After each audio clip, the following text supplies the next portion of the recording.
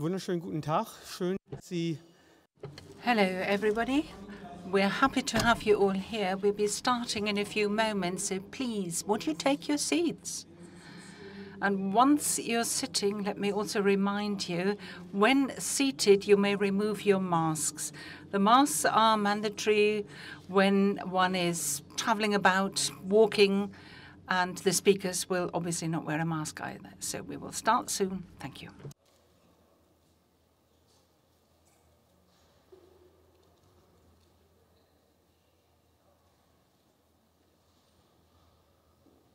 Testing the English channel. Testing the English channel.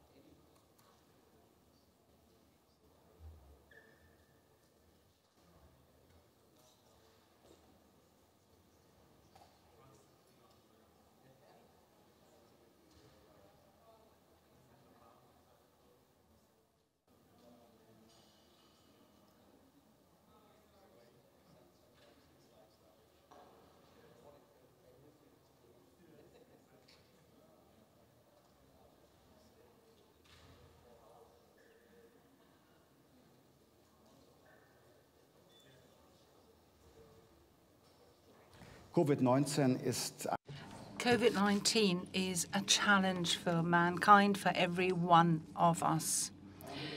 But we will have to learn from that for our global health architecture, for international cooperation, so that when it comes to future challenges of this type, we will be better prepared.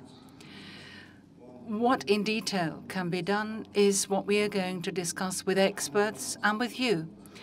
On the invitation of my colleague Andrew Ullmann, the Free Democrats here in the German Parliament invite you on 14 September to have a discussion on these issues with us.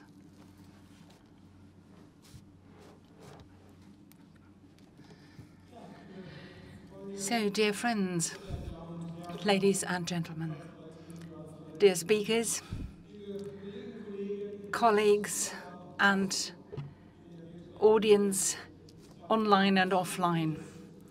What you've just heard was a welcoming address from Christian Lindner, the chairperson of the party, to this event, which also happens to be the first event after this first COVID-19 crisis. I'm extremely happy you've come here. I'm also very happy that so many of you are with us online. Rethinking Global Health is our title, Building Back Better After COVID-19. And in this sense, I would like to welcome you. And let me also introduce myself. I'm Andrew Ullmann. I'm a member of the Parliamentary Party of the FDP. I'm a spokesperson of our party in the Health Committee and also Deputy Chairperson of the Subcommittee Global Health. I'm originally a doctor, a physician, and a specialist in not just cancer, but also infectious diseases. And part of my medical training was done in Boston at the Harvard Medical School. And one of my consultants was a farmer. So you can imagine those who are active in global health. He is a really well-known expert. At the time, he was still very much involved in combating HIV/AIDS in Haiti. That was really special. Maybe that's what's given me my interest in global health issues. As we've already heard, this meeting is being held in a very special situation. We are living with social distancing, combating the COVID pandemic is something which is happening everywhere in Berlin, but also in the world at large. We're all faced with huge challenges, and an emergency situation has become the new normal. Lockdown, restrictions, border checks, and the challenge of keeping critical infrastructure going. It's something which puts us in politics in front of new challenges all the time. And encouragingly, I must say that the wave of fake news is yet another complication. And something which you will find hard to imagine, despite all the difficulties we've seen. I mean, I'm somebody who knows pandemic issues just from history books. 1918, the so-called Spanish flu, which was basically an American flu wave where thousands of people died. Despite all of that, I'm very happy that even though we are still sort of in the nadir of events, we've come together here in Berlin. But despite that, there are some regions in Europe, including my own hometown, where COVID-19 is playing a rather dominant role. And I'm very happy, and was very happy initially, that people from the WHO would have come to be here, only they couldn't because Geneva is one of the high-risk areas, as the RKI, Robert Koch Institute, has said. So traveling here would be difficult, and they would have been liable to go into quarantine. But I'm very happy that Dr. Schwartländer, Dr. Ben, Dr. Böhmer, and Ms. Stewart are going to be our virtual colleagues and are going to be with us online. Very many thanks for you, and I hope you can hear this round of applause. We're very happy you have come, though electronically only. We'd have loved to have you in person, but sadly it was not to be. A brief mention, we have a hashtag for today, Rethinking Global Health, for those of you who are active in social media challenges, so please tweet about it if you feel like it. What I would like to do now is to ask the deputy chairperson of our party, who happens to be also the chairman of the regional party in Baden-Württemberg, Michael Theurer. Thanks very much for finding the time to be with us today.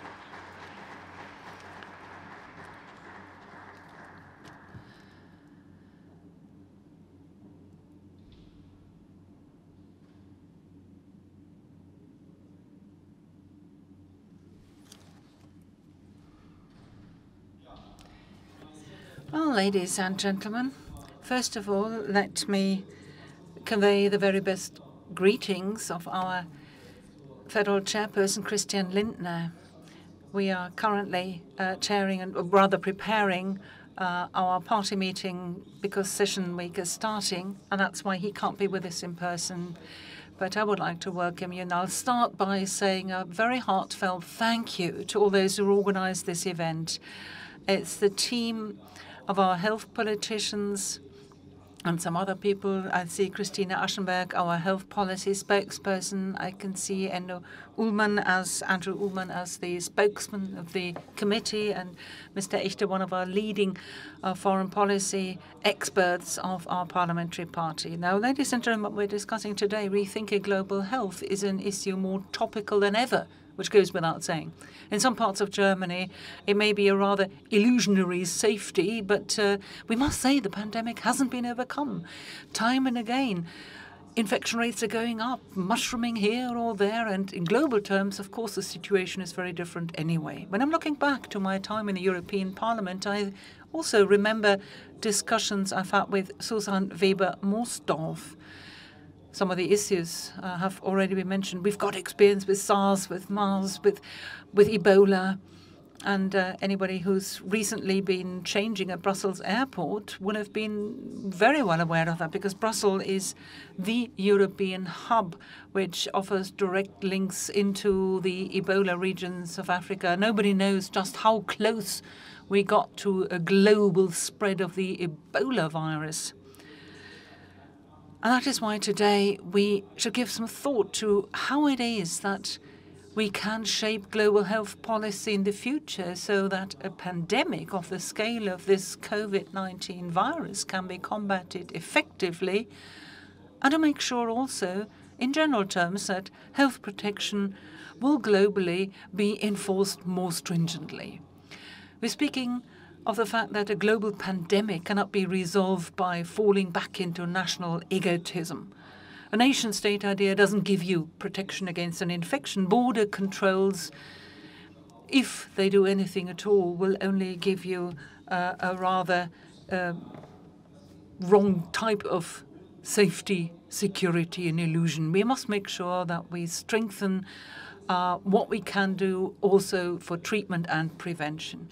And secondly, the challenges of a global pandemic such as COVID-19 are to be found in the fields of technology and innovation. We are actually currently seeing very clearly how important medical research is, how crucial questions coming from biotechnology, medicine, the pharmaceutical sector to help us combat this scourge of humankind. Time and again, we have debates about vaccination, yes, no. There are debates on how free research should be. We state very clearly that we say research should be free. We are also in favor of medical technological progress because we are persuaded this will be the key to overcome the current challenge.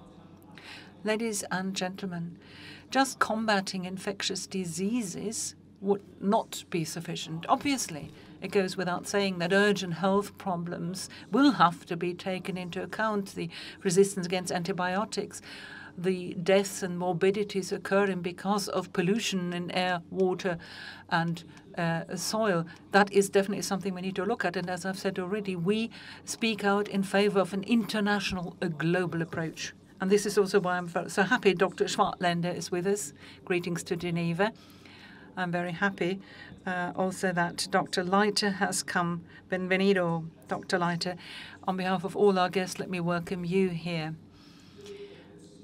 We are in favor of the World Health Organization. We think the WHO plays a vital role when it comes to combating any global health problem.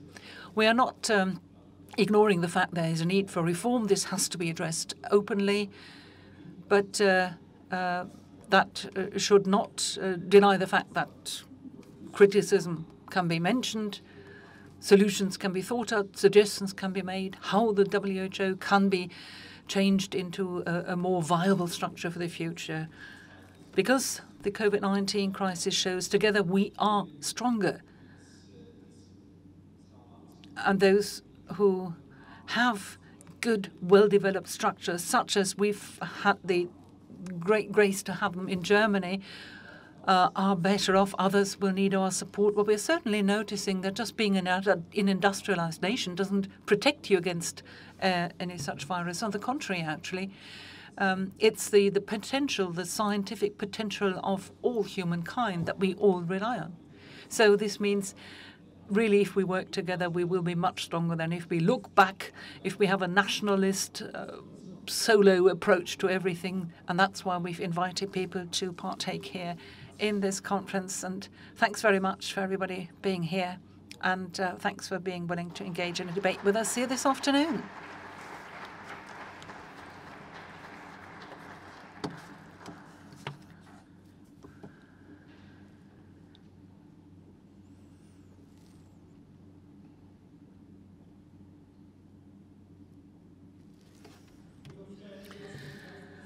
Michael, thank you very much for this inspiring beginning. You've picked up on a variety of subjects which we're going to discuss in our panels later on.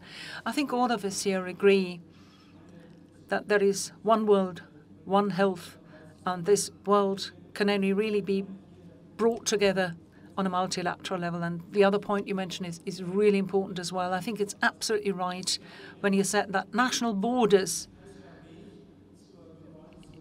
closing them is just the wrong way to achieve global health. A virus or other pandemic, including problems in global health in general, can only be solved if we act together, so it needs a strong global system. Ladies and gentlemen, I don't want to talk too much here, but I'm really looking forward to the keynote. We will hear from Susan. I always say Susan, sorry, it's how her name comes across, but it's Susanne. It's a German way of putting it. Susanne Bergner is going to take us with her on a sort of intellectual trip. She's a very well-known specialist academic. She's working in the research group Global Questions in the German Foreign Institute for Foreign Affairs, and she also works on global health policy. She's an expert consulted by the European Union, and she's become an absolute fixture in the global health community now. And I'm really happy that we are able to get her to be as one of our speakers. And Ms. Bergner, you have the floor now.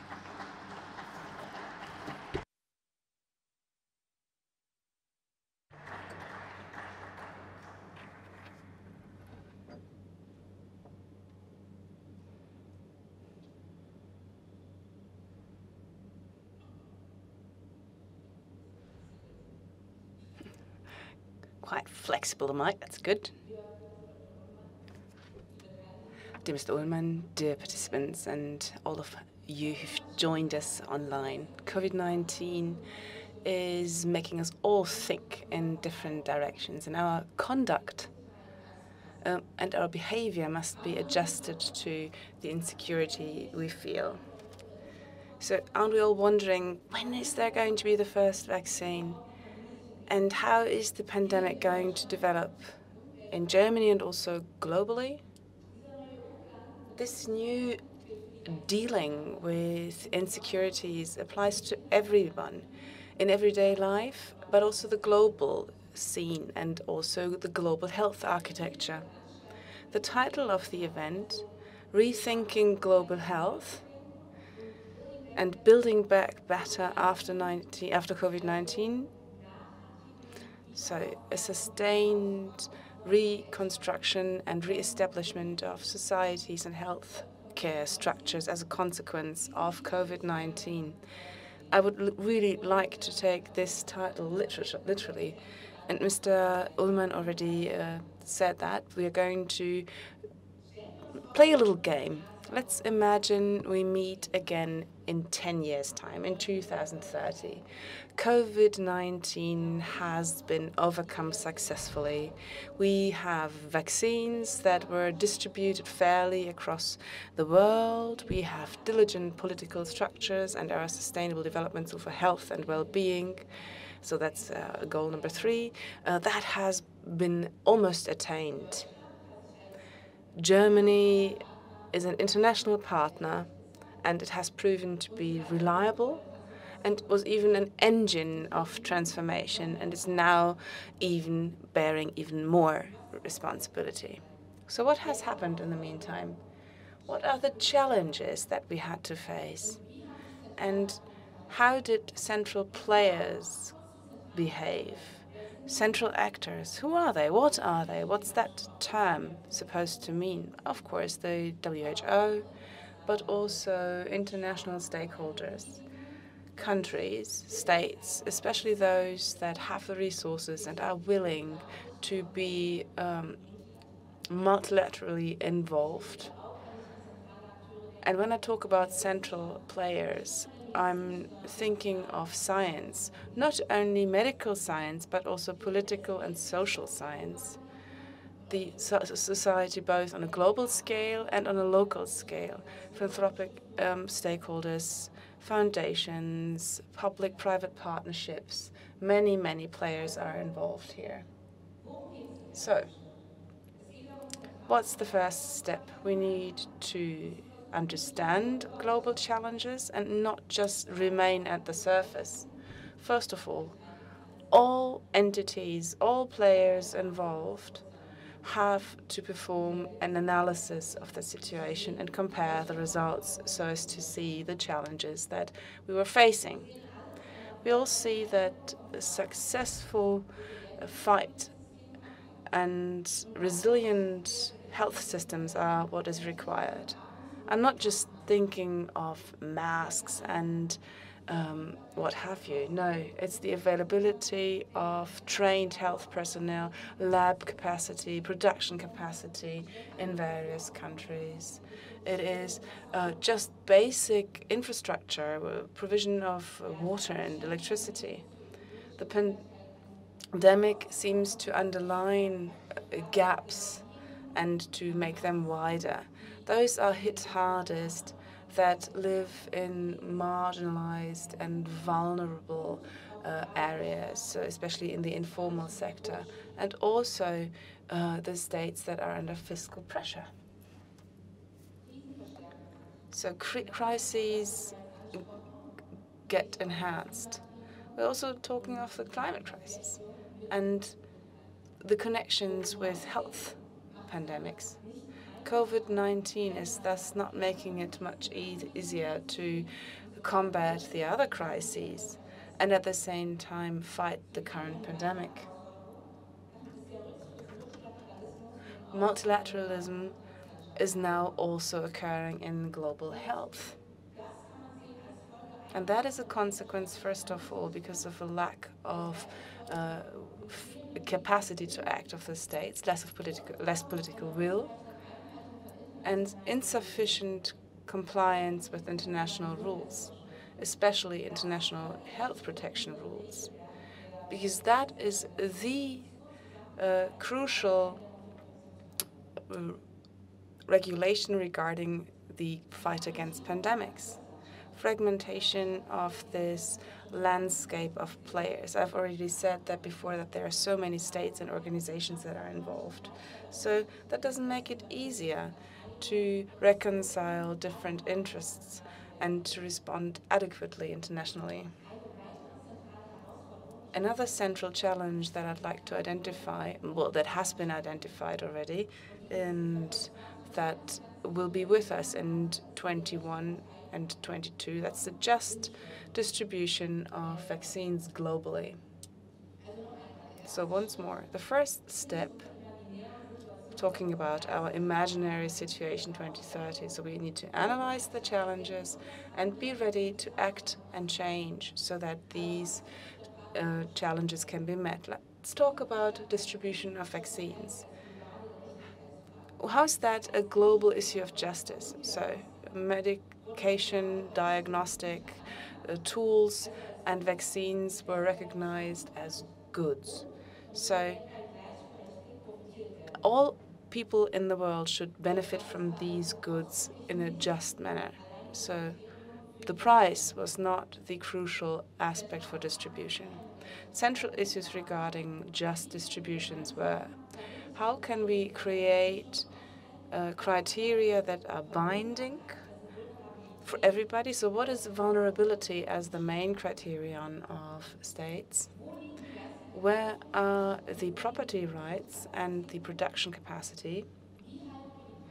How can we keep prices stable and low at the same time? How can nation states be promoted to also implement just distribution within the individual countries? Whom do we need to involve? Where's the authority? Where are the resources to ensure just distribution? Strengthening healthcare systems was understood as a triple win. So it's the best prevention against future crises in the health sector. Secondly, it is the maintenance and security of the human right of health, and it promotes health diplomacy. It was one crucial issue among many: how much money will be invested in healthcare systems in compliance with requirements, bilaterally and multilaterally, and is that even enough? Ultimately, the goals of global healthcare protection were rethought. All the players wanted to get away from this notion that healthcare politics have only an influence on development. They wanted to focus on other issues. How is health, the issue of health, represented in foreign policies? What are we expecting from the global health order? Is it technical support for the WHO? Is it compensation of interests? Or is it joint political maxims of action?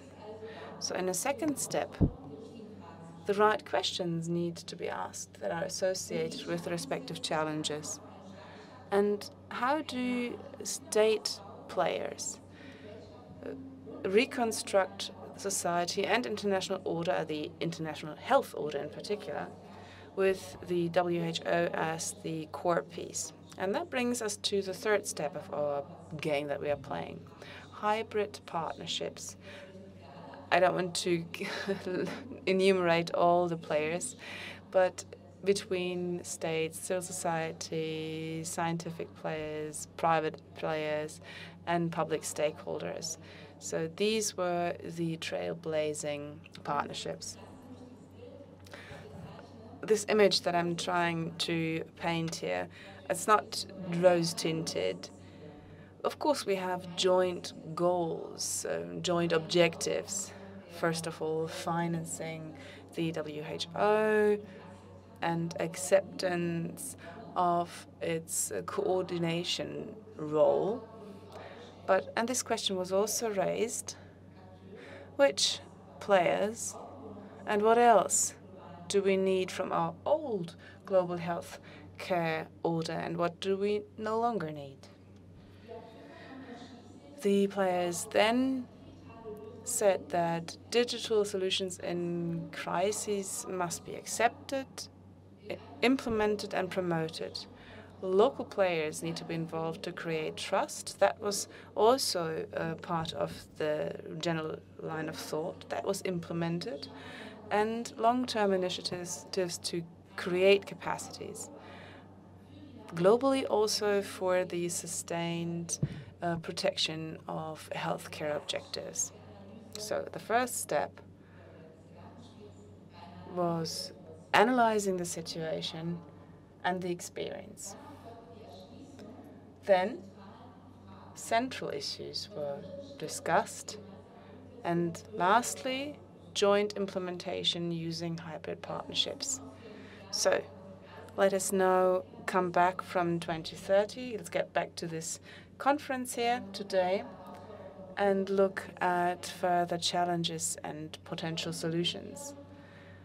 It would be fantastic if at this meeting here we can make a contribution to rethink global health and to improve the general health order. Thank you very much.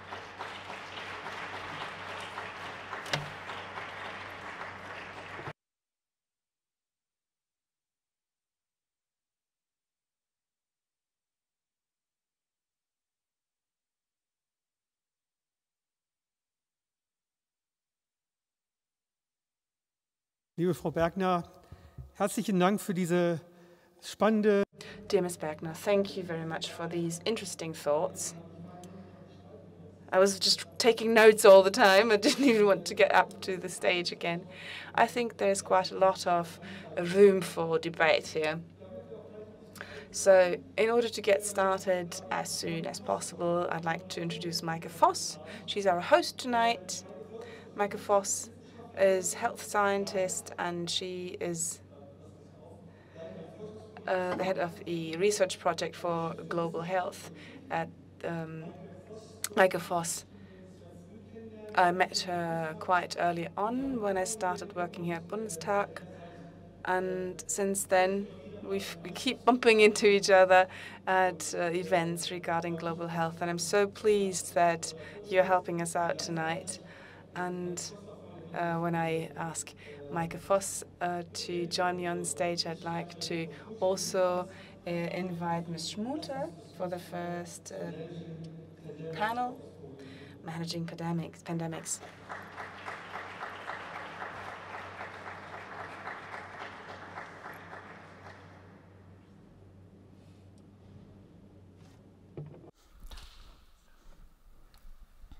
Ich teste einmal. I'd like to try this out quickly. So welcome. My name is Maike Voss. I was kindly introduced. I'm very pleased to be here. We have two panels here for the next 2 hours. It's going to be a hybrid panel. I think you can see the Twitter wall. We can already see Mr. Schwartlander and Mr. Ben. Greetings to Geneva. I'm very much looking forward to the next 2 hours that we will spend together here. A couple of housekeeping matters. This Twitter wall that you can see here, you can, of course, add your thoughts there with the hashtag Rethinking Global Health. You may ask questions also, which are going to form part of the debate, yet now and also during the second panel. So I have this tablet here, and I will be able to read the questions. You see, we don't have much time. These are the participation options available. So, let me briefly introduce the participants in the panel. Maybe you can see him. We have Dr. Bernhard Schwartländer. He's in Geneva. He has joined us virtually. Since 2017, he has been part of the leadership team at the General Secretary. Before he was in China as an ambassador of the WHO. Welcome. We have Christoph Ben here also. Thank you. Thank you. Good evening to Berlin, Mr. Schwartländer says. Dr. Ben is head for global health diplomacy at the Europe Lange Institute and senior advisor of the Global Fund. For 15 years, he's with the Global Fund, so he has comprehensive experience in that field, especially as far as partnerships and resource mobilization are concerned. Hello, Mr. Ben. Good evening to Berlin. I think we have a bit of a delay there. And then Caroline Schmutte. She's head of the Wellcome Trust office. From 2013 until 2018, she was a representative of the Bill and Melinda Gates Foundation. Susanne Bergner and Mr. Luhmann. I'm not going to introduce them again because they've been introduced already, so let's get started right away with our first round of questions. The panels follow the same structure. I will ask one question to all participants, hoping that maybe reference will be taken to the respective previous speaker. And we want to have concise statements that you can all use as a takeaway, take it home. And the second round, I've got individual questions for that. So the first question I want to start with that I'm going to send to Geneva. Where are we at the moment? What's the status quo in the fight against the pandemic? And what have we learned from the last few months? So that's, if you want to call it like that, a midterm lessons learned. Mr. Schwartländer, where are we? What's the status quo at the WHO?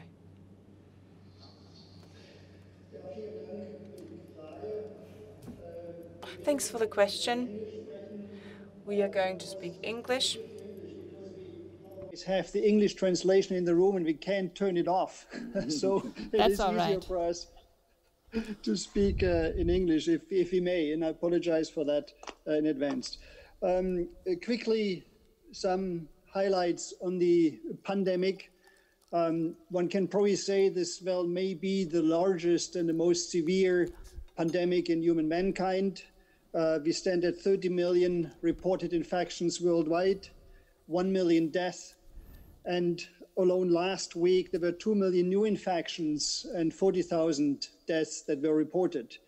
What we have seen over the past months is that the epidemic has peaked or slowed down in some parts of the world, but it has gained momentum again in quite a number of other areas, including in South and Southeast Asia. India is an example where a massive epidemic is unfolding, but also in Europe, where we see many countries that see increases in numbers again, and also in the American continent, where numbers have stabilized on a very high and worrying level.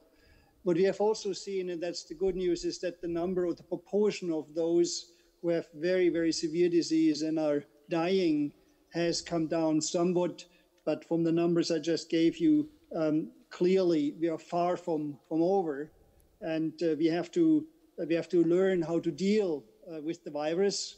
And I want to just put out a few theses building on the excellent presentation that we have heard and the keynote lecture of Susan. And there's quite a number of points that I would like to pick up, but they will be very short, so I don't need to repeat. The main thesis that I would like to make to start with, and it actually reflects the title of a report that was just launched 2 hours ago of the Global Preparedness Monitoring Board, and you will find this on our website, that says the world is in disorder. I mean, it's in disorder in many ways. For the first time, we have a pandemic that's not a problem of the South. Usually when we hear of health problems, global health problems, it's all in the poor countries, those who don't have the resources. COVID has shown us that the world is not safe, no matter how much money there is, how strong the health systems are. Countries were not prepared, systems are not prepared, societies were not prepared and got hit everywhere around the globe. The report also highlights 5 sort of key elements of an effective response. It's responsible leadership, engaged citizenship, strong and agile systems for health security, sustained investment, and robust global governance preparedness. And on each one of those, we could have a whole session to talk, and you can easily connect to those, I'm sure. We're struggling with them. For me, I would like to summarize this and would also apply, some lessons learned from Germany. And I think the response that we have seen there in many ways has been a model. What is important is that we listen, we learn, and we lead. And in countries where that has happened, where systems have really looked into the science, this is not about countries, this is not about institutions, this is about a virus that actually needs to be detected and needs to be stopped in its spread. And that's based on science, that's based on local conditions, and that's based on very pragmatic solutions, which may not be the same even within one country.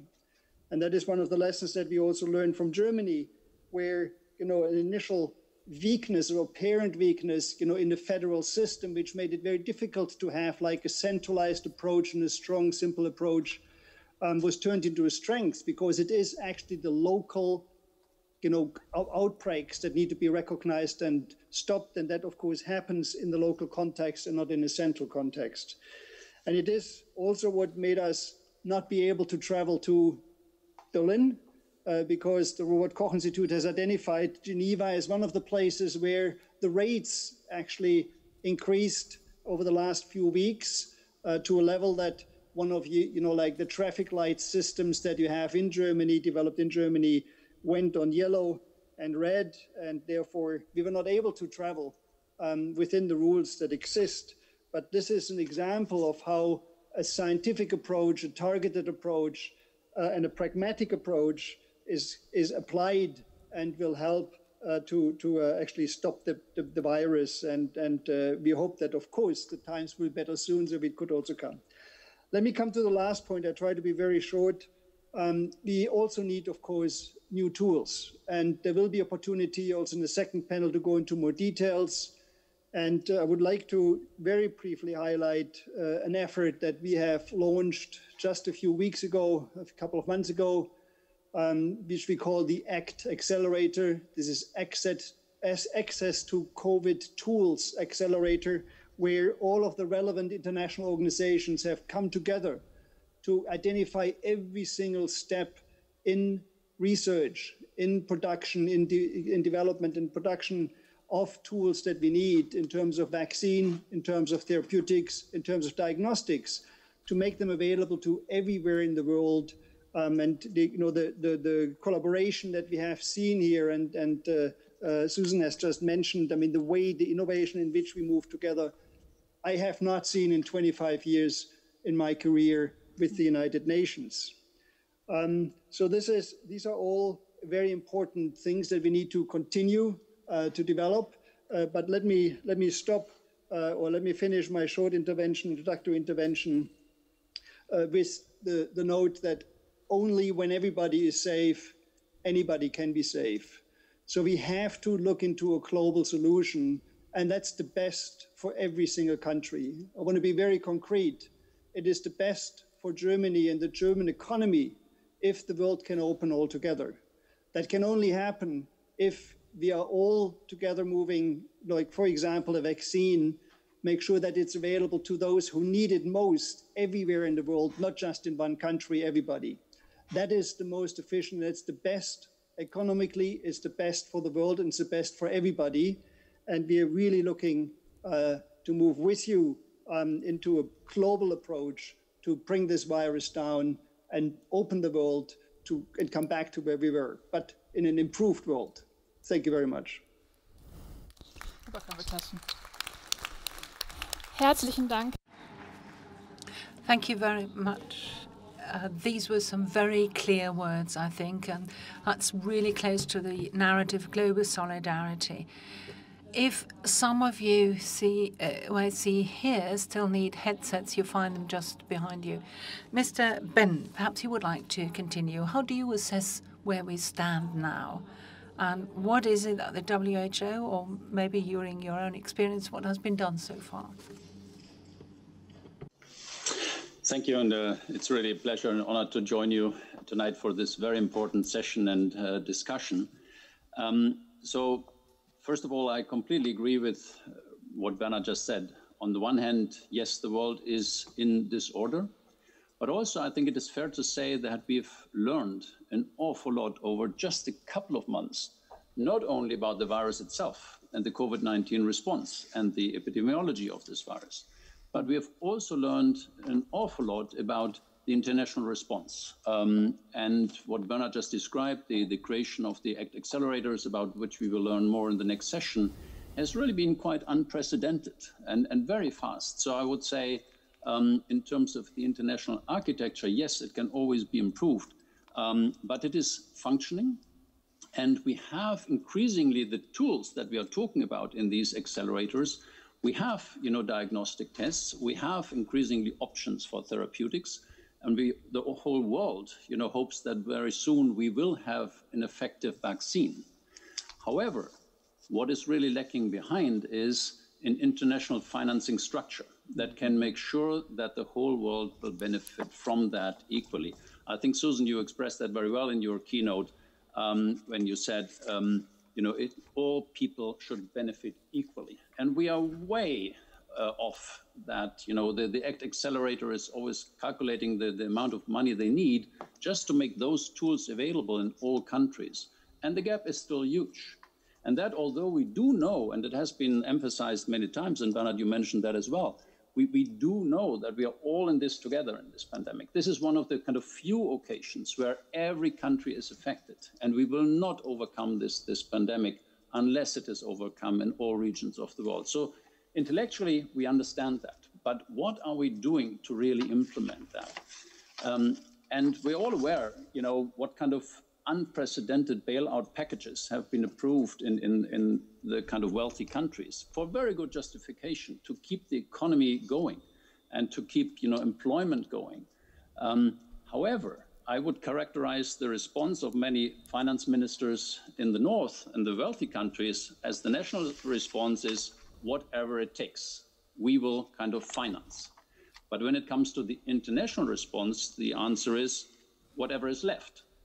And I think the sad situation is that there is not so much left. And actually, it is probably even less and less that's left, as the economic effect is also taking hold in many of the rich countries. So I think we do need a new approach here, and that cannot work through the established kind of financing of global health, of diseases, of health systems. That was almost always, domestically in high-income countries, they finance themselves, and for low and middle-income countries, there is official development aid. I think we should probably, not talk about official development aid here at all. This is about something else. This is about a kind of joint global investment to make the world safe again. And that is a completely new approach. And in my view, it is actually an approach where, in the end, all countries should contribute according to their ability, and all countries should benefit according to their need. This is really something where we are all together. And this is certainly not easy to implement. I think the best example we have globally is actually the European Union. I really think, they gave a very good example of a kind of supernatural approach to combating the pandemic, but also helping different countries in different way how to deal with the economic effect. But something like that is also required on a global level.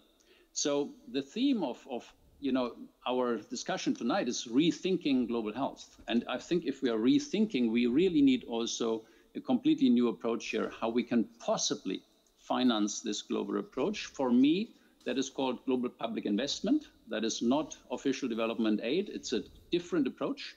It is about public investment for global public goods, and we need to take that seriously. And as also, Susan, you said, this is an opportunity to think ahead, 10 years ahead, and how to build back better.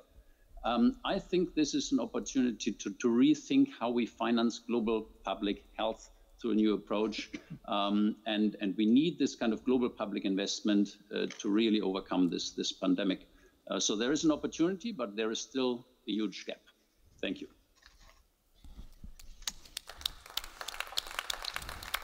Herzlichen Dank, Herr Ben. Also hier der Investment Case für öffentliche globale Güter, wozu. Thank you, Mr. Ben. So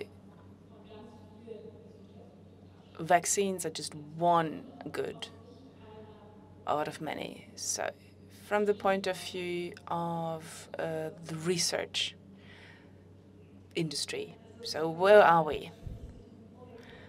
It's of course difficult to add major insights because my previous speakers have said a lot already what is really important already. So what is really important is that we understand here in Germany that it feels as if we have sort of ridden this pandemic quite well, but that's not true. Cases are increasing again, so there are new infections. So there's luckily a trend that there are less fatalities, but unless things change, a second wave will begin also here in Europe. So we've passed a few months, we've learned a lot. We have started many activities also in research, and now we've reached a completely different point. It's already been said. First of all, from the very beginning on, and I consider that as a new fact, thinking and acting by multilateral is accelerate. That's not a new organization. We often have the feeling that it's a new project and it's just a new difficult name for an old project. No, it's a partnership that would have dealt with that pandemic anyway. They do the research and they deal with bringing the products to the corners of the world where they're really needed. So this organization has long since been established. They got involved very early during this year. And how do the experts perform this taking stock? What do they need? Who's concerned? So what is happening in research? How much is it going to cost? How long is it going to take? And I think in the political field, it's not so easy to do that, but we were able to do it. So we have been able to establish how much money we need for vaccine research to provide more than one vaccine, if everything works well in this area, and to distribute these vaccines to the parts of the world that need it most. We know that also for the tests, we need other better tests. We know where we are. We know how much that is going to cost. And the same is true for medication. So that is an excellent starting point. However, what we do not have, and Mr. Bennett said this, we do not have a response as to how this is to be financed. The figures are not even so crazy high. What is needed now is about 30 billion euros so that these goals can be achieved until the end of next year. 30 billion euros for a global response, and that's a fraction of what many countries are currently investing in their economic stimulus.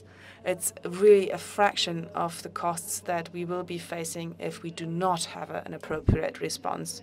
So on the one hand, we're not going to hear this just once tonight. On the one hand, we have to make sure that the financial needs are going to be fulfilled. And what is good also is there is a need to look at the global situation, and that calculations are made how much is needed until next year. Why do I have this positive approach? Because we are very well set up in research. Of course, I don't have a crystal ball, but we have made some advances in vaccine development. We have over 30 candidates in the clinical phase. 130 candidates are still under development, and we are heading towards approval. We live in a region where approval is a rigorous procedure. It's difficult. So if a vaccine is available at the end of the year or early next year, this vaccine will have been subjected to very strict tests. And even though this is a different timeline, I'm also quite optimistic in terms of testing and drugs. The outlook is good, but what we need is indeed a response to the financing.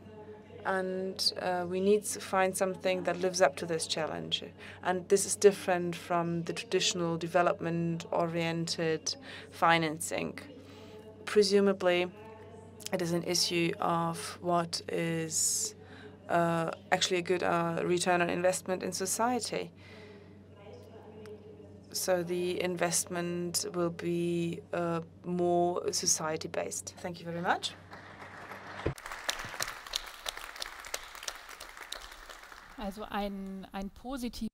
So that's a positive view of the future for the time being. Susan, after what you've heard now, partly related to your sort of ideas, your game, what do you think is a lesson learned and where do we stand now? Well, I don't want to repeat everything the previous speakers have already said, yet I have a slightly different point of view, or let's put it slightly differently. As far as multilateralism is concerned, we're really right at the beginning. And I think we've learned a great deal. As I say, I don't want to repeat myself, but just now this prime example for multilateralism is Global Health Act A, Act Accelerator for an equitable distribution, equitable access.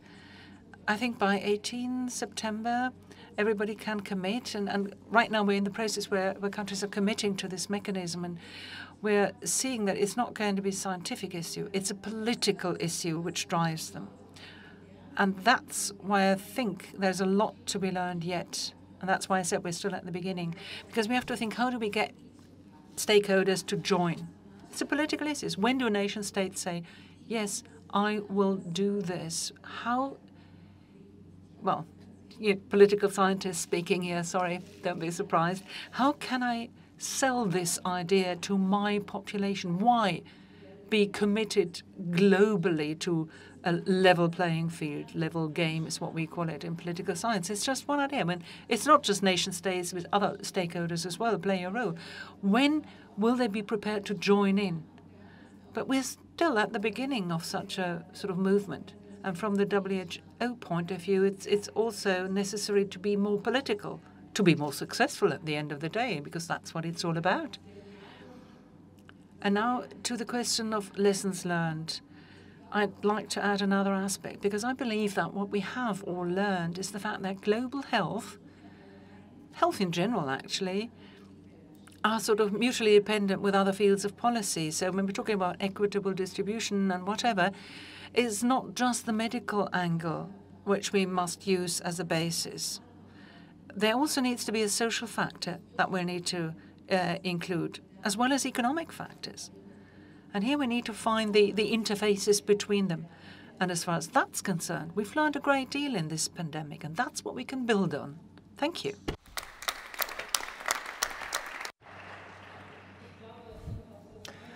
Well, that's my experience in any case. We do not need to explain global health. I mean, we used to have to do that all the time. Andrew, my last question for you. What are you taking home from what you've heard so far, and where are we at the moment? What have we learned? After hearing all this, I think that we are really still quite at the beginning. We are not yet where we need to be. multilateralism. That's something we have unlearned during the last few years. We need to get back to that. Global health, I think there is more understanding for that now, but still not enough, because we do not only have to deal with the pandemic. We have to deal with fake news, non-scientific news situation, which essentially are also a pandemic. Perception of the pandemic is very different. I think education could be better. We are very, very lucky here. We have gained some time to understand the virus, and we can understand it better. In some areas, the first wave is continuing, or a second wave has started. We are not where we need to be quite yet. Mr. Schwartlander summarized it quite well, and also Mr. Theurer. Nation states are not going to help us. That's not going to be the solution. We will only be able to control this pandemic once it's been beaten, or when it can be treated in all areas. So as politicians, I'm not a political scientist, but it's more of a hobby horse for me. But we need to understand that only saving the economy is not the final solution. Investment in healthcare and global healthcare is prevention, and global health has been neglected for years and years. Also at Accelerator, I mean, they were promised a pledge of 30 billion, but so far it's only been 1, and 10 are still outstanding. We need to renew this. We need to have a better perception of what needs to be done. And I think it is a little bit like after World War II, where we needed to rearrange the world. And I think this pandemic is essentially an opportunity. Build back better. World has to be made better. The development goals, I mean, they have been determined. It's essential. Health and economy. We have to understand that also in the political sphere. It's two sides of the coin. You cannot have health without the economy and vice versa. We can only do this together, and we need to understand this and implement it, and also reflect it in our legislation. We need to think health. Thank you.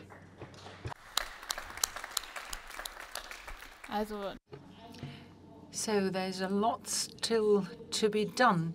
I have a feeling it's a sort of mix between pessimism and optimism, what we've heard so far.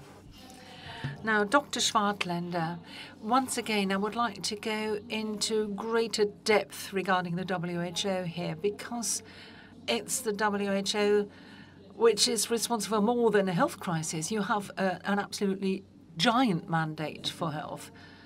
We are aware that the WHO, should the United States truly exit, will be facing even greater challenges. Maybe you can share the view of the current situation is how the WHO has been dealing with the criticism levied against it. We'd really like to know about that. Also, what's the sort of independent assessment? What do you hope of all of this? And ultimately, what will it all mean for future crisis management?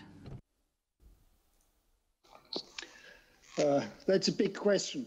I will try to be very concise and maybe answer in 2 parts. Thanks. And they, I think, sort of also reflect the different sort of mega phases in the response. And I think it's important to recall the very early stage. And it was only on 30 December last year when some amazingly experienced and alert Chinese family doctors said there's something strange going on, because they found a cluster of a family, related family members with a atypical pneumonia, and said, I better look into this. Now, I would like to pose the question of how many doctors worldwide would have been in a position to recognize such a cluster of less than 5 people and make a report to the government and say, this is something that we have to watch out for. That was on 31 December. It was on 4 January, and I just have a few highlights, where we actually alerted the world that something is happening that we have to look at. And it was on 9 January that the cause for this atypical disease was a coronavirus, and we published that. It was on 10 January when we started to put out a very significant package of guidance over 2 days that included a description, a clinical description, so that others could benefit from this, and clinical guidelines and surveillance guidelines so that the disease could be tracked. It was on 13 January when we actually had the genome, and we've published the first guidelines on how to do a test, which then allowed everybody in the world to actually identify patients who suffered from this disease, and could be, appropriate action could be taken. The point I want to make is that, the world started with extremely little knowledge, and faster than ever before identified the pathogen. Tests were developed, and Germany and a very, famous German biologist in Berlin actually was instrumental in developing the test kits, and we shipped them into the world within just a couple of weeks. Now, the knowledge about the behavior of the virus initially, of course, was very limited. I just gave you the numbers. These were very, very small numbers of cases that we could see. We didn't know how the virus behaves. And that was, of course, over a period of, let's say, 10 days, 2 weeks, when we were struggling how to actually inform everybody in the world. But it was on 30 January that we came back from a visit to China, and we had gained more information, including a case that was identified in Germany and was really dealt with in an impeccable way that gave us the information that there can be human-to-human transmission in situations that are not very close family contacts, and that's the important piece. I mean, we knew that family members living very closely with each other could be infected, but we didn't know how easily it spreads beyond, and that's, of course, the trigger for a massive or potentially massive epidemic or outbreak. And we had this information and immediately called for our advisory board and declared an emergency of global concern. Now, that was the first phase, and one can judge what exactly happened. Could one have done a little bit faster, 24 hours, 6 hours, and this and that? This will be the question to the evaluation that you have mentioned.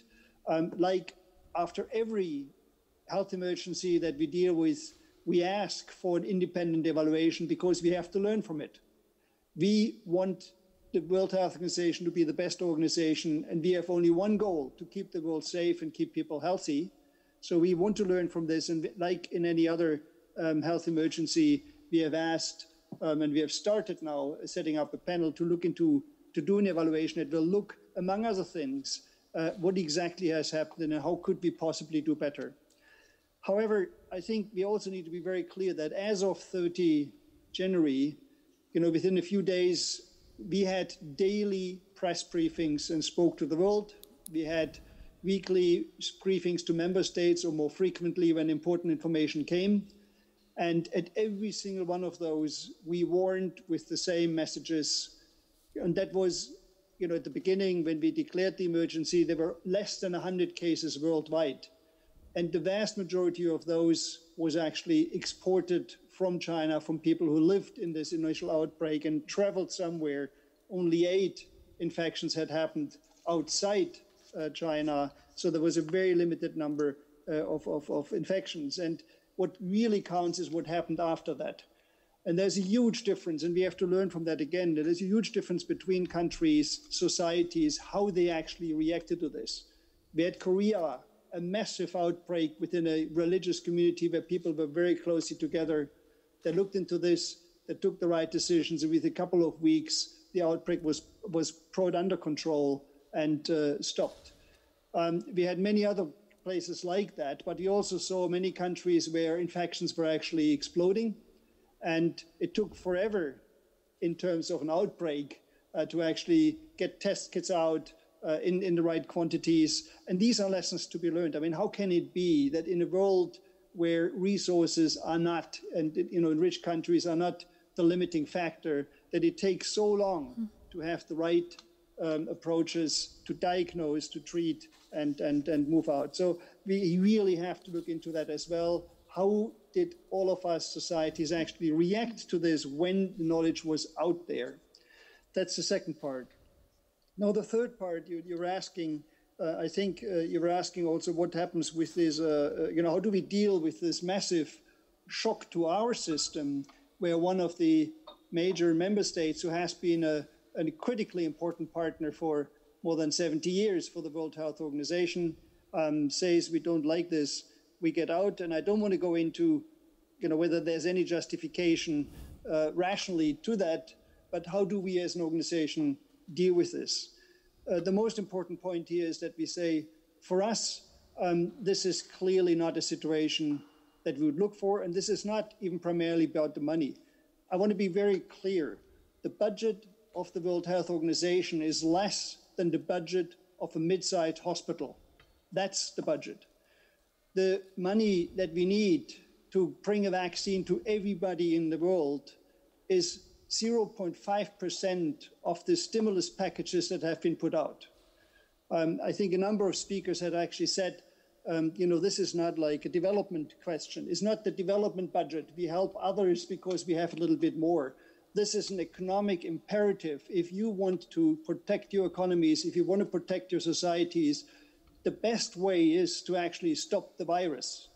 And the best way to stop the virus is to invest collectively, for example, in the availability of these tools, but for everybody. And the money that we need is just marginal compared to the money that's floating around. So it's not about the money primarily. Of course, we do need money. Of course, we need more money. We need more resources to do a better job. But it is about the political commitment. It is about the commitment to work together. That may be the most important message here. And that's the message that, talking to each other, sharing information, learning together, working together to actually stop the virus that doesn't know any borders. That's the most important. And this is why we hope, and everything we do, is that all of the member states will stay with the WHO. The World Health Organization is not the institution that we are sitting in and in front of the camera right now. That's the Secretariat. It's a member state organization. It's owned by the member states. It's for the member states. It's for the people. And we need everybody to be part of this. And we should do everything we can to work together and to improve together. That's what we owe the people of the world. Herzlichen Dank.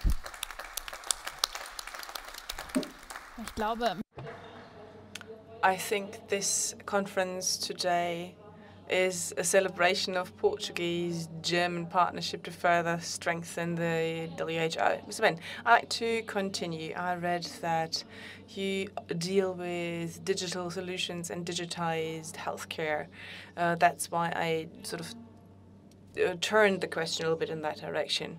So what do you think also in the local context about crisis redemption, so to speak? So if we think about digitization of the healthcare sector.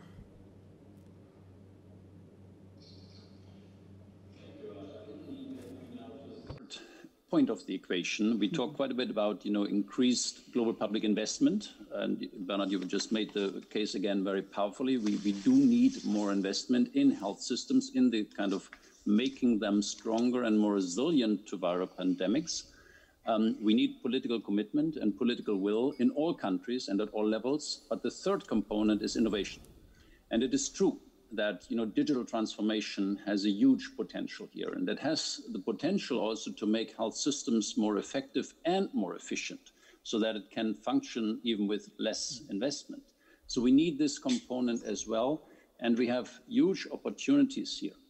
You might all think about digital solutions that are familiar now to almost all people around you. You have the tracer apps, and in Germany and many other countries.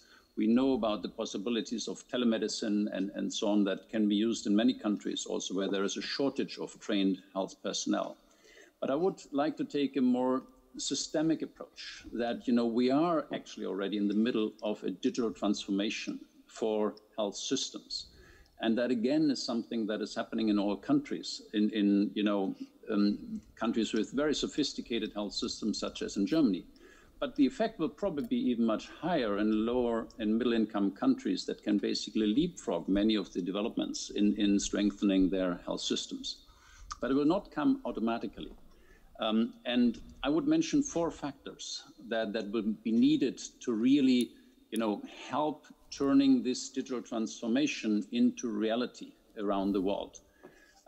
One is the right regulatory frameworks. We have to talk about opportunities, but we cannot pretend, it's just opportunities. There are also risks. We have to talk about data and how data are created, how data are managed, and how people can own their data.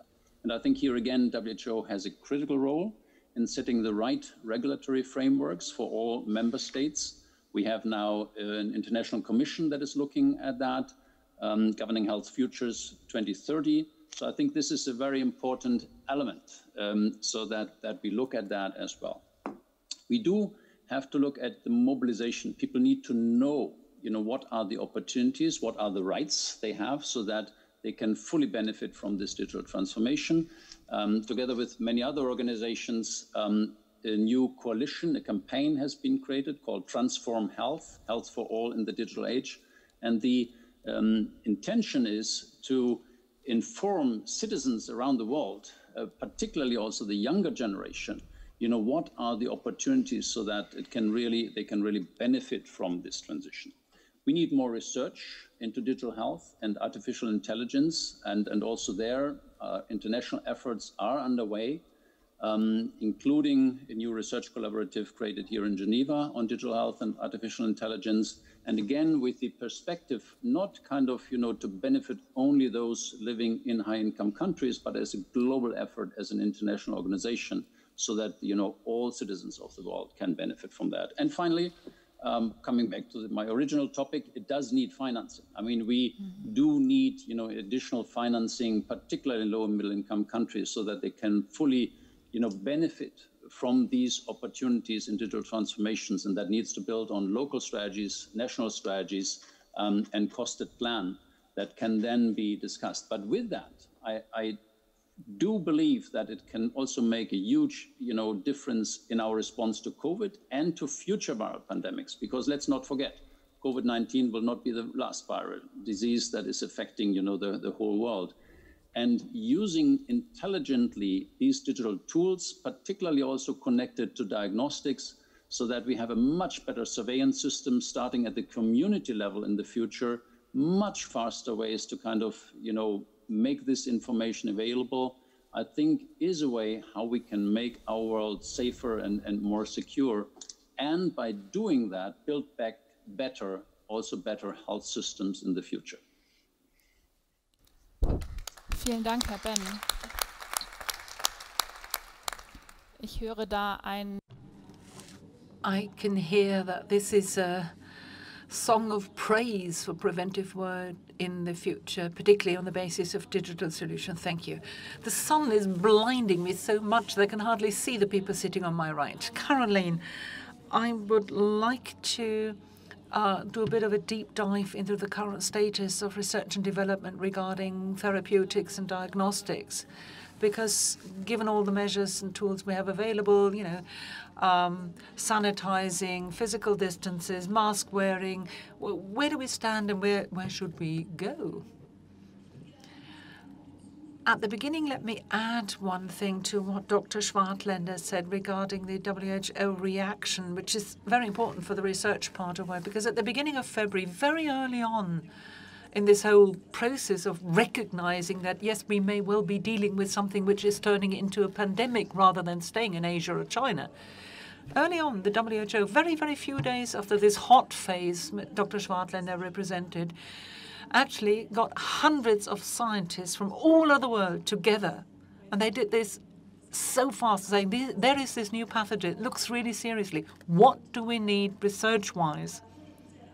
And in this first week in February, it was described totally clearly. And there are all these minutes and protocols and questions and guidelines. that said, what do we need to find out? Because we don't know this pathogen very well. It started where we don't really know how it spreads, where it comes from, what's the link between this sort of maybe zoonotic or human-to-human transmission. What exactly does it mean for the health systems? Which parts of the body are affected? What's it mean when it comes to research for new therapeutics and tests? And also, what are the social science implications? What about the economic worries, the problems about how different social groups or ethnic groups are affected? These are huge questions, and we all knew that they're all very important, so we need to share them out between us so that we don't end up with researching only what there is money for, or where academic institutions know they can get great kudos for it. No, we need to focus on those issues that need to be researched so we make progress. And that's what the WHO kicked off, and that was a huge effort. And we're still following that in the world of research. Where we stand now, from a research point of view, as I described earlier when talking about vaccines, it's not as pessimistic as some of the other aspects mentioned. But of course, we haven't got there yet. As I've described, there are lots of different vaccines in the pipeline, undergoing different stages of clinical trials. It's very important that most of them are in a sort of clinical trial which will probably lead to a proper, safe and sound authorization process, because it's not just having a vaccine, any vaccine, but a safe and sound vaccine which gets to those people who need it most. And we haven't quite got there yet. When it comes to therapeutics, yes, we are making progress. Partly thanks to the ACT Accelerator and the partners therein, we have a good idea about which medication isn't working all that well, even though some heads of government may suspect they do. This hydroxychloroquine, for example, that's definitely, we now know, is not quite as successful as some people have hoped. We also know about some other medications which may work extremely well for ICU patients who have a very serious course of the disease, but there is still a lot of research needed before we get to where we want to be, namely to get a therapeutic which works very early onset after just testing positive. Yes, we're doing quite well. The antibody route seems to be promising, but we haven't reached there yet. A third area, tests. We've heard a lot about this already. I'm sure we'll hear more later. Yes, again, here we're on the right track. We know what is needed, what can be improved. There's a lot of research going on. But even today, we haven't got the fast test which would allow people to find out whether or not they're positive at home very quickly. So yes, just in the field of medical research, we haven't really reached the objective yet. And we need a political will to get there, and we need money to get there. Let me underline this, because this 30 billion finance gap should be borne in mind. But of course, it's not just for having something, but it's also important how to distribute it afterwards. That's where the equitable solution comes in. And various concepts are currently being worked on. The WHO is really the lead in this. And there is, I think, a very important and lively public exchange and discourse about this. But the very question of distribution remains theory before we understand the mechanism. And many of these problems will mean that we won't have enough for everyone at the first time. So we need to ask who wants to be vaccinated and who needs to be vaccinated in which country. These are very important questions. We won't reach a state immediately where everybody will get the vaccine, or even should have it. Currently, we assume that about 20% of the population will get the vaccine in the first step of having it. And that's absolutely necessary, because we simply won't have enough doses available, or even availability of whatever vaccine comes out. And then again, vaccination nationalism, or this sort of movement we see, that many countries are already buying up a possible vaccine even now. And let me understand, I do understand that governments, first of all, look after their own citizens. After all, it's their mandate. Quite understandable. But as was already said a few times, to make sure that German citizens are safe from this pandemic, it's not sufficient to have a certain number of vaccination doses here. What we need to do is stop the infection, stop it in neighboring countries, stop it with countries where we have contact with the people. So we need to stop it, the spread, supply chains, economic implications. We need to go to where our economic partners are. So yes, there is a sort of list of priorities, but if we have a certain number of, say, vaccinations made by 2, 3, 4 companies where we've bought up everything already, but we don't know yet which of these vaccinations will win the day. And the ACT Accelerator is the right way of showing here we can invest in a partnership which will invest in all the promising vaccines, which will make those available to those who need it first, and where the portfolio is the least risky. So once again, look at the ACT Accelerator, use it if you can, because that's the smart way of investing money, also for German citizens. Ich glaube, du hast es sehr lebhaft gemacht, wo wir gerade stehen. Susanne, aus allernächster Nähe, wir sitzen quasi ein Büro auseinander, weiß ich, dass du dich von Anfang an mit den Governance-Fragen und Covid-19 ganz eng befasst hast und auch von dem, wo du uns schon mit hingenommen hast. Was sind jetzt noch die großen? So what are the big stumbling blocks still at the moment? What do we have to deal with? So what were the big stumbling blocks, if I may compliment that? I think one major stumbling block was that many governments and regional organizations, and I am also thinking of the European Union here, they are not very good at dealing with insecurities and uncertainties. They've become better at it. What do I mean by that? The reflex to sort of just look at the nation-state level is essentially a sign of how we deal with that, because the evidence situation, how is the pandemic progressing? It's not so well known from other political crises, and that is what is so special about this pandemic, apart from other aspects that have been mentioned. So I really see a large stumbling block. We need to, suggesting that we will have normal operation shortly, that we'll have a new normalcy shortly. I think that is a wrong promise. So what we need to do is keep flexible and think nationally, regionally, and internationally. I believe that we have not really been able to do that in Germany and also not in Europe. There are a few exceptions, of course. The African Union and the African states have not been mentioned. They had a bit more time to prepare, but they immediately decided to use a continental approach. Well, they have experience with health crises. Ebola was mentioned before. That's the first thing I would consider a major stumbling block. Second, in many governments of this world, in the ministries, etc., there is no expertise regarding strategic global health.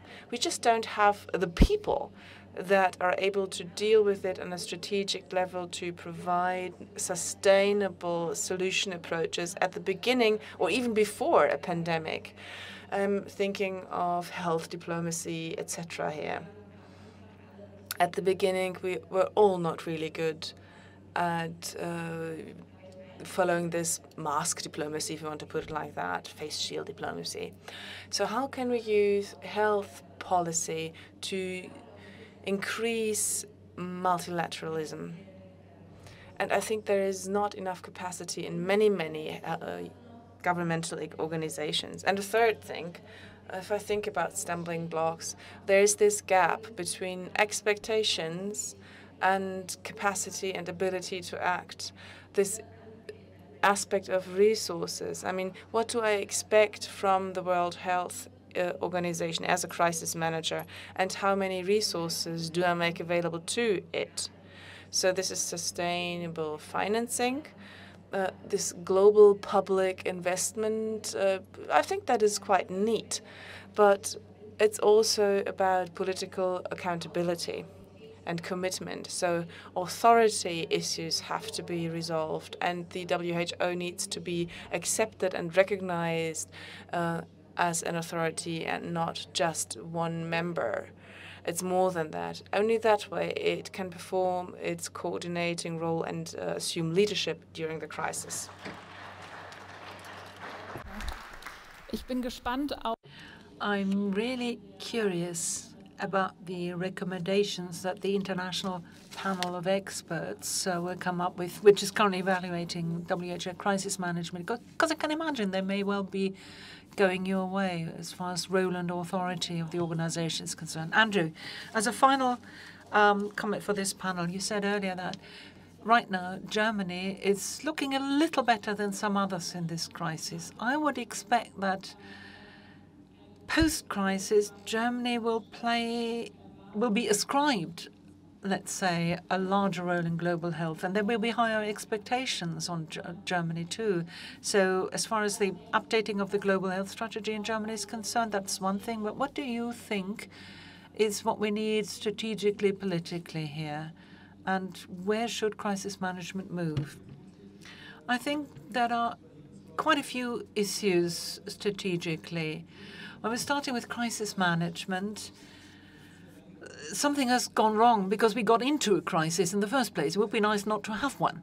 So we need to do much more in the way of prevention, how to live prevention, how we get prevention also strengthened globally. And here there are various approaches, and I'll try to break them down a bit. One aspect is digitization as one option. It's not the one and all solution, but telemedicine, shared information, all this can be accelerated. So digitization will help to strengthen universal health coverage in many countries. I would also like to see a strategy for health promotion, in the sense that people can have more self-determination about their own health and their health situation, so they understand it and implement what is needed. There should also be a political strategy, as we've mentioned several times, health in all policies. So we need to understand whatever we're doing in a term of parliament will always be linked to health. And I mentioned it earlier where I talked about economic promotion. We should bear in mind that health always plays a role. And one other factor which will, I think, also be important for the next discussion, the weakness of the international health regulations. I mean, the information flows, I think, that wasn't enough for this pandemic situation. WHO needed information, but even the information they gave us wasn't enough, speaking as a doctor myself. But it wasn't due to the WHO, because they had insufficient information in the first place from many countries reporting to them. So there wasn't good quality of information all the way around. And I think we need to make sure that, particularly in the interest of prevention and monitoring, we do better there. And Ms. Schmutter has already said all the research which is going on, the vaccines, the vaccine platforms, we need to do something to cope with the next virus, because COVID-19 shows how fast a novel virus can act, and also how much it stimulates research, particularly as far as vaccine research is concerned. Many new platforms are emerging. That's great. But ultimately, the be-all and end-all is to have a multilateral coordinating institution, organization, with a somewhat binding character. I mean, the WHO can only recommend. So that's a weak tool. And financially, they're poorly equipped, as we just heard, what the funding of the WHO is. And I think here, speaking as politicians, we need to march forward and say the WHO is our organization for globally coordinating global health. And then, as Ms. Bergner said, in order to get these stumbling blocks out of the way, a stumbling block is not a nice thing to have in everyday life. So get them out of the way. And you are also right in saying that we really need to do this. Not all of them will be easy to get rid of, but it's the right way of making sure that global health for all the world can be achieved better. Ich glaube, Sie stimmen mir alle ein. You will probably all agree that we have to strengthen the WHO politically, financially, and also with further staff. Thank you very much for participating in this panel, Mr. Ullmann. Thank you very much to Geneva. I hope very much that there are a few take-homes for you from this event. The tweets that we've collected will be made available to you because it might be interesting for you as well to see what kind of questions the audience thought. Now you'll have a 10-minute break. Please observe the health and hygiene regulations. Thank you very much. See you in 10 minutes.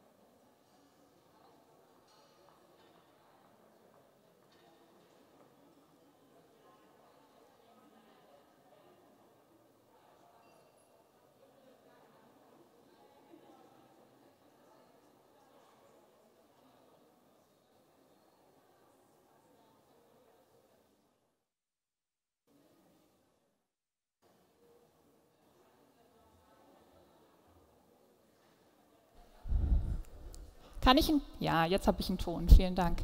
Meine Damen und Herren, darf ich Sie zurückbitten? Versorgen Sie sich mit Getränken und einer Brezel. Und ich würde mich freuen, wenn die Panelistinnen und Panelisten des zweiten Panels gleich zu mir auf die Bühne kommen. Ja.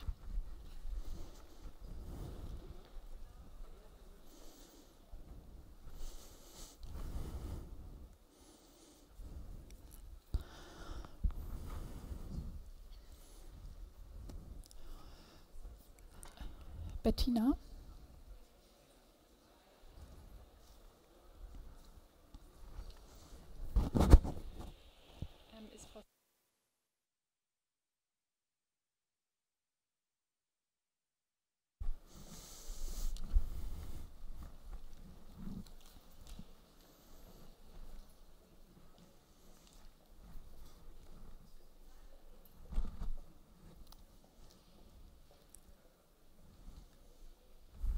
Ich merke auch, die Sonne ist. I notice the sun is gone, so you're no longer being fried when you're sitting in the front. So in other words, the panelists are hopefully free to join me.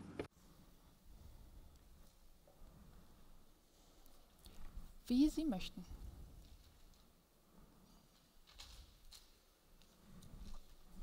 Gerne. Wir mussten nur gucken, dass die Mikros gereinigt wurden und desinfiziert, deswegen bleibt Herr Uhlmann mit seinem Mikro dort. Yes, please. I'm sorry. Yes. To my left, if you want. Nee, die sind ein bisschen unbequem. No, da sitzt Herr, genau, da sitzt Herr. Wir müssen nur sicherstellen, dass die Mikros immer bei der gleichen Person bleiben. Those listening to English, don't worry, you're not missing anything. This is just a discussion as to who should sit where. Jetzt warten wir noch kurz, bis uns Frau Stewart und Frau Böhme zugeschaltet werden. We're just waiting to make sure that Ms. Stewart and Ms. Böhme are linked to us online. I hope they are. Just waiting for the techies telling me. Right. Now, first of all, let me introduce the panelists to you, and then we'll get to the video. So, a very warm welcome back to our second panel, Pandemic Preparedness, Building Stronger Partnerships. The next hour, we would like to talk about partnerships, about what's the partnership we have now, what do we need in order to overcome the current and future crises better. Let me introduce the panel. On my right, Birgit Pickel, who's the deputy head of the Economic Cooperation Development at the Ministry for Economic Cooperation. She's lived and worked everywhere, US, Africa, Bangladesh, and her focus is everything to do with global health, focusing on economic and structurally sustainable development in medical research. So an absolute expert in our field. I can imagine that in recent months you've been more than busy. So I'm really looking forward to what you will have to tell us about partnerships. Connected online is Diane Stewart. She is the head of a department at the Global Fund for the combating AIDS, tuberculosis and malaria. Spending 25 years with the United Nations, she's been working for UNHCR, UNFPA, and for the World Bank. Next to her is Dr. Katharina Böhme, CEO of FIND, an international charitable organization for innovative diagnostics. Dr. Böhme is an advisor on in vitro diagnostics and tuberculosis medication, and is also part of diagnostic partnerships for clinical studies in Europe and in other countries. So she is one of the leading experts in this field. On my left, and I hope it's somebody who can hear me, that's Dr. Leiter. He is the founder of his organization, member of the Portuguese Parliament and the health spokesman of the Social Democrats in the Parliament. He is also the vice president of the Parliamentary Network for the World Bank and the International Monetary Fund. And last April, he was named Global Ambassador of the G20 Partnership for Health and Development. And on the far right, we have Mr. Göde, who is the CEO of the German Health Alliance, which is a partnership organization in every sense, Senior Managing Director of the German Diagnostics and Biotech company Sysmex. I hope I got that name right, says the moderator. He is member of the World Health Summit Council and the interim member of the steering committee of the Global Health Hub in Germany. I'm very happy to welcome you all. And of course, on our left, yet again, we have with us Professor Andrew Ullman, who I'm very happy to welcome back. Sadly, Guillaume Grosso of Gavi, Global Alliance for Vaccination, could not be with us, so he sent us a little video message, which we will see and hear in a moment, so that at least virtually he's sort of with us. In your reflections. As you know, Gavi, the Vaccine Alliance, has been since 2000 fighting for vaccination for children around the world, and we have vaccinated more than 760 million children in 20 years. But now, of course, what's looming large in all of us is COVID-19, the crisis that needs a response, and part of this response has to be vaccines. Why? Because only vaccines will make sure that we're all safe. And for that to work, we need the entire world to get access to those vaccines. Which is why when earlier this year, the G20 came together and asked for the world to work as a partnership of a new kind to bring those vaccines together, Gavi stepped up and we immediately started working with the World Health Organization, with CEPI, the Coalition for Epidemic Preparedness, and with other partners to bring those vaccines to people most vulnerable around the world in record time. This is building back better in action. What we have done in only 4 months, starting from zero, is to talk to more than 170 countries and territories, representing 70% of the world population, and to put together what is going to be the largest in the world portfolio of vaccines against COVID-19. Now, of course, what we have in mind when we're structuring this partnership is making sure that it makes the world stronger. What we want to avoid, above all, is behaviors that would lead to competition in a way that the vaccine would only benefit the wealthiest. What we want to avoid is that the world remains struck with the pandemic for the months and months to come. The International Monetary Fund, the IMF, estimates that every month under the pandemic, the world is losing $375 billion. Now this has to stop, and this is why we need to work together as one. Now Gavi has been putting this energy together and creating this coalition and contributing to it and playing its part in the world, not only so that countries like Germany, who have been supporting Gavi in that effort, and I'm very thankful for that, can benefit from vaccines, but also for the poorest populations in the poorest countries to benefit.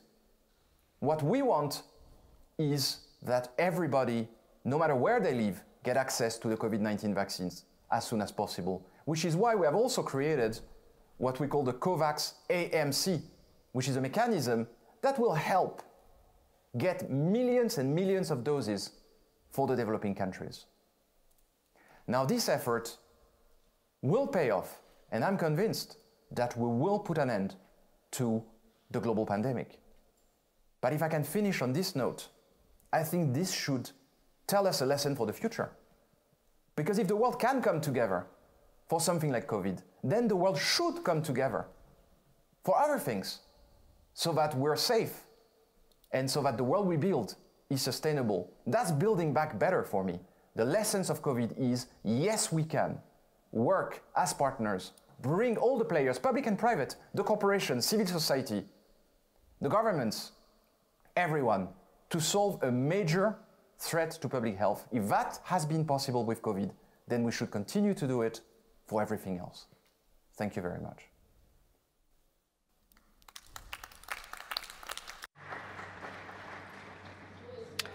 So Gavi is with us a little bit today anyway. I'd like to start with the first question directed to all of you.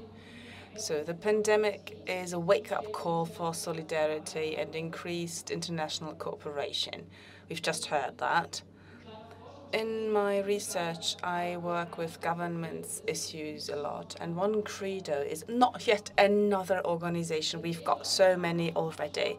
So if we look at the partnerships that we have at the moment and that maybe have prevailed in the crisis, which have to be promoted how, and which one acted well and which need further help. Would you like to start? Yes, thank you. I have the feeling that there is going to be the occasional repetition, but that's just due to the topic today, obviously. It's a matter of fact. COVID has all taken us aback. We all have had to do a double take. All of us who are dealing with the causes, it became clear quite quickly that this crisis can only be overcome together. And when I say together, I'm talking about partnerships. In the federal government, and I represent the BMZ here, the Federal Ministry for Cooperation. This applies to the national, but also the European level and on the global level. So how do we commit ourselves where? I think that these three levels all are equally important. Small partnerships, we've spoken about that today already. That is a level that has not been looked into so much. The local level, really. Local partnerships that can be established quite quickly or that have responded swiftly during the crisis. Clinic partnerships, we promote that at the BMZ. We have these fast response expert group, the RKI, that works together with Charité. They've responded very quickly to provide local assistance. These small partnerships that can be scalable internationally are of major importance, but certainly not sufficient.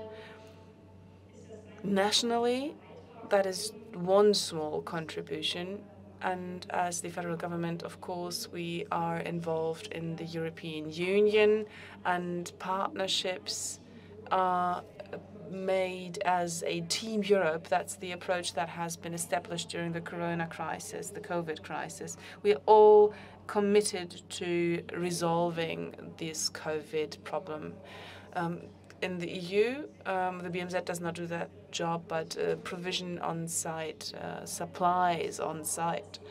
And as a European Union, we have to support partnerships, but the Gavi and GFATM and also multilateral organizations are of relevance. I think overall, the international community, both on a small level and a very large global level, has responded very swiftly and very well, despite all the criticism and all the things that can be improved. At first, there was a primarily bilateral response. We first looked at home. It was some navel gazing, but then we also looked beyond our frontiers. So we talked about this accelerator. That's a fantastic response. It's a partnership that was created and that could only be created as a fast response because there were underlying operational institutions like Global Fund, Gavi, WHO, FIND. I'm not going to list them all, but notwithstanding all the criticism and the improvements required, but without this structure, there would no be access to COVID Tools Accelerator. So from my point of view, Act A was founded because there was political leadership, which I think is very positive. And we've heard that before. Political leadership matters, again, nationally. So the German government was very committed, and at the same time, I'd like to mention this, it's worked on therapeutics, on medication and vaccines as a global common good. That is a statement that was not per se the most natural thing. It was not, did not go without saying, but it was made. And that's why I would, of course, like to take into account the criticism. We need to work on financing. WHO needs to be strengthened. I'm certainly going to take all that home. But the basic existence of the structure of the Act A and the underlying institutions, that I think deserves some positive feedback. As the BMZ, we finance the GFATM, the Global Fund, we finance Gavi, and it was possible, despite this very short period of time, to establish essential contributions to respond swiftly, also thanks to the budget that was made available. So this made this extraordinary response possible, and for the future it's going to be important to maintain these swift response mechanisms, because otherwise international cooperation can be a bit tedious and a bit slow. But this swift response mechanism, you might want to call it nimble operation, to maintain this and to continue this, and to see what we can learn from these partnerships and take home from this crisis. That's something I'd like to focus on in the future, because this kind of institutional cooperation does not go without saying. We would not have an SGD3 cooperation plan unless the institutions unless the institutions work together, as they do. Else we would not have it. One last thing I'd like to add. The crisis also showed that we need to take a different conceptual approach, not only to partnerships, but also contents. COVID is a One Health topic, and One Health as the approach attempts to, let's say, focus on the health of humans and animals and the environment, to have a holistic approach that focuses on prevention. This approach is highly complex, and if we are to succeed in walking down this path together, partnerships will be absolutely crucial. So which partnerships worked well and which need to be strengthened further? I'm absolutely convinced that the important multilateral institutions need strengthening, but I'm also convinced that these institutions have to have a broader approach that, for example, is in line with the One Health notion. And that means that we will have quite a challenge ahead. And that will be a lot of work, but at the BMZ we are more than willing to be involved there and do the work. Bewährte Partnerschaften. Tried and tested partnerships based on the World Health approach, I take it you mean. Thank you. Once again, hello to Geneva. Ms. Stewart, I think it would be better if I spoke English. In your experience of the past month, which partnerships really paid off? The Global Fund is itself a partnership, but maybe you also have the inter-institutional relationships with other institutions that you like to mention. I'm curious, what is your experience? Thank you very much, and thank you so much for the opportunity to be with you all today in spirit, if not physically. Indeed, the Global Fund itself is a 21st century partnership, and the nature of that partnership, I think, is going to be something that we need to build on for the future. The Global Fund itself is made up of implementing partners, donors, communities and civil society, the private sector and philanthropists, all working together for a common cause. And in doing that, we've managed to save 38 million lives since its inception. And In fact, our results report is out today that shows the incredible progress we've made against the agreed SDG goals. But COVID-19 came along and threatened all of that, and I think really challenged our partnership model as well. There are a number of key elements, I think, that are coming to the fore. Firstly, when we realized that we risked losing all of the progress we've made in global health, all of the global health partners quickly pivoted, as has already been discussed this afternoon, to form the ACT-A, the Access to COVID Tools Accelerator.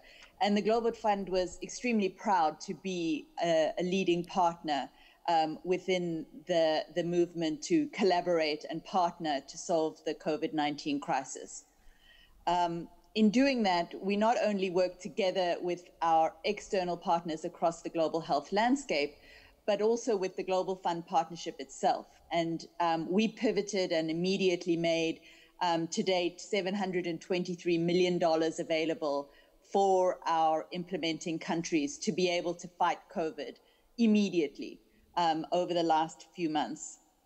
And they've been able to purchase protective equipment, diagnostic tests for COVID, strengthen lab systems, and make sure that the health systems didn't collapse under the onslaught of a new pandemic. And I think it is those elements of the partnerships that, as Mrs. Pickle pointed out, will be really important for the future. The fact that we could move nimbly and quickly, but also that there were elements of the partnership that were ready and willing to respond to the needs of the pandemic, particularly civil society organizations and communities who are really the front line in the fight against COVID-19, and who were able to use their networks to quickly ensure equal access to services, protect ongoing treatments for things like AIDS, TB, and malaria, but also ensure rapid diagnostic testing for COVID-19. Also very important, and it's also been mentioned this afternoon, is the importance of community workers for spreading accurate information and making sure that there is really a trusted relationship with communities who are facing the threat of the pandemic. In addition, the Global Fund has been able to build on our very strong relationships with the private sector to make sure that we really protected the supply chains that were necessary, not only to make sure that we didn't have stockouts of essential medicines, but also that we could quickly make available new testing for COVID-19 as soon as possible, building on the infrastructure for testing that we had already built in countries. So those relationships, both with civil society and the private sector, were essential to that ability to move quickly. And I think across the global health landscape, these kind of dynamic partnerships are going to be what sustains the response. I think what ACTA shows is that not only are those public-private partnerships central to a forward-looking approach to health, but ACTA is doing it on a scope and scale that is really unprecedented. As part of ACTA, the Global Fund has been very proud to be a co-lead on the diagnostics partnership together with FIND. And we also co-lead on the health systems connector together with the World Bank. We're also the procurement and deployment partner for the therapeutics partnership. So we really are trying to be as supportive as possible for all of the responses that we need. This means that we'll be able to react very quickly. WHO last week approved guidance for the use of dexamethasone as a treatment for severely ill cases of COVID-19. And we have already made the countries available, those guidance available to all of our countries, and we're procuring those treatments as we speak. In addition, we're working very closely with FIND, and I'm sure Katerina will explain more on this.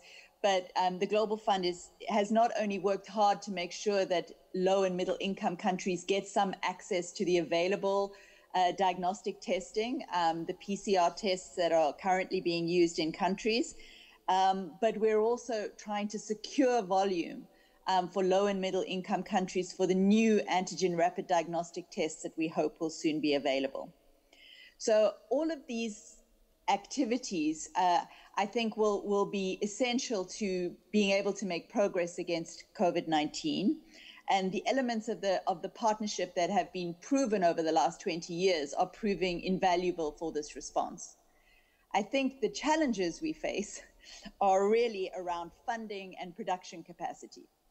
And these are things that are really related directly to resource availability. And I hope that we can discuss that more. I know it's already come up in the previous discussion, but the scale of the gap between the needs and what's been made available is significant. And it's only through partnership that we're going to be able to make progress. So we're really all in this together. As many people have said, no one is safe until everybody is safe. Thank you. Thank you very much. Next to you, and I switch back into German, and I hope you excuse me for this. I have a question for you.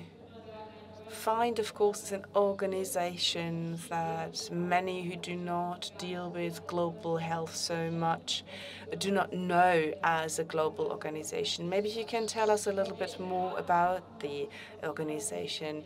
Which partnerships have turned out to be helpful and which have not? Where do we need to do more?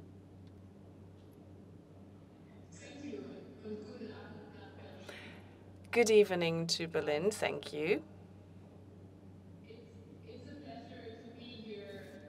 Actually with the anchor partners for FIND's diagnostic response to COVID-19, the World Health Organization and the Global Fund, both of which are co-conveners to the ACTA diagnostic partnership that has been mentioned already a number of times to you.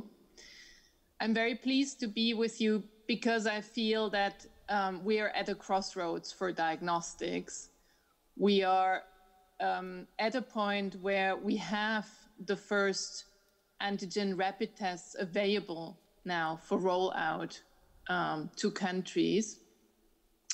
And I'm pleased to be with you also because Germany clearly has been a model country in many fronts with regard to the first response to COVID-19 in terms of testing and responding to test results, and in terms of using diagnostics and the results and data stemming from diagnostics. For me, the ACTA partnership, has the potential to leave a legacy. As has been mentioned, it's a cohesive end-to-end response across commodities, which is something we've not seen. It combines agile, flexible players that are able to take risks and to drive innovation, which is much needed, combined with policy players and players that are able to build on long-term relationships with countries to drive or enable the uptake of the innovative tools that we have in the pipeline. As has already been said, we have the potential to leave a legacy, I think, in 4 ways. One is, we need to make sure that the R&D that is underway, leads its path to uptake quickly. And so, let me just explain that through a diagnostic lens. So we've been working hard together as a partnership, to get the reagents that now led to the development of these rapid antigen tests.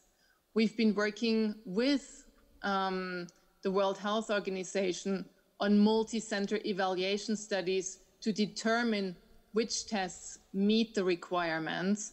As Germany has seen, the diagnostic landscape has really been a wild west. In global information portal on diagnostics, we see more than 1,200 tests registered. And as you know, many countries have procured tests that didn't work. We have now been able to select as an ACTA COVID partnership 2 tests that actually meet target product profiles and are ready for rollout. So I think that shows clearly, you know, how we've been able to work together. The next lesson learned and legacy that we have to leave behind is around the creation of mechanisms to enable equitable access. As Diane has mentioned, you know, we've already procured over 20 million tests for diagnostic, for low middle income countries today to enable access also for vulnerable populations. So far, this has been PCR-based tests, but now we're about to secure volume commitments for these antigen rapid tests to enable, you know, equitable access again, also for low middle income countries. And we will use the allocation, fair allocation mechanisms that have been built over the last month. Third, you know, we have to show that rapid implementation and quality implementation is possible, and is possible not only once, but is possible again, i.e. we have to build the systems to do that. And so we see very strong leadership from the South, from, for example, the African Union, working very closely with us, local implementation partners, local governments, expressing the demand for these tests. And so what we see is that while testing rates are very, very low still in most low and middle income countries now, you know, the partnership helps to actually enable rollout of these tests now for disease surveillance, for more real-time disease surveillance, but also for good patient management. And I think in many ways, low middle income countries may lead the way in the uptake of these antigen rapid tests because of the infrastructure limitations in using complicated PCR-based tests. And so many of the themes we've talked about will be applied there first: self-testing, community-based testing, the rollout of tests together with digital solutions to ensure connectivity, but also to speed up patient management. So I think, you know, we have over the next 3 months the opportunity to really shift the picture of diagnosis, which has been an area of big neglect. We've seen through the lens of COVID that laboratory systems are weak in most countries, that they need strengthening. Only 1% of primary healthcare settings today have even any diagnostic infrastructure in countries, and that will harm health security going forward, and is something that we have to work together on resolving it. Thank you. I think I'll stop here. Thank you very much. Ich fand es sehr spannend, noch einmal zu hören, dass Länder mit niedrigem Einkommen dort auch Vorreiter sein können, wenn es um Tests und Diagnostikeinsatz geht. Und was ich noch mir aufgeschrieben habe, war Agilität, weil Sie das gesagt haben und Sie jetzt noch einmal. Also eine neue Form der Zusammenarbeit, die viel agiler ist als das, was wir bisher kennen und gemacht haben. Ricardo. Die gleiche Frage auch an dich, weil ich glaube, dass gerade im parlamentarischen Raum wahrscheinlich auch noch andere Partnerschaften wichtig sind. Welche Partnerschaften haben sich bewährt? What are the partnerships that have proved to be useful in Parliament, and which other partnerships do we need to focus on? Thank you very much for the question, and thank you very much for having me here. As was mentioned at the beginning, I'm a physician trained in infectious diseases as a doctor and the head of public health at my university and an MP in Portugal. But most importantly, I'm here as the founding president of Unite, which is a global network of parliamentarians committed to ending infectious diseases as a global health threat. And this is the first time I travel since the first week of March. And I only do it because of one person, and he's sitting at my left side, and his name is Andrew Ullman, and he invited me, and he's the chapter chair for Western and Central Europe, doing an amazing job for Unite, and I thank you, and you deserve an applause for the work you are doing, not only here in Germany, but abroad. And I couldn't think of a better place to travel for the first time, and especially for this topic about rethinking global health, because being in Berlin, Berlin represents for me probably the city that best represents the ideas of freedom and hope. Two things we are fighting for right now. And it has been very difficult as countries move along to react to the tremendous challenges that COVID-19 has posed upon us.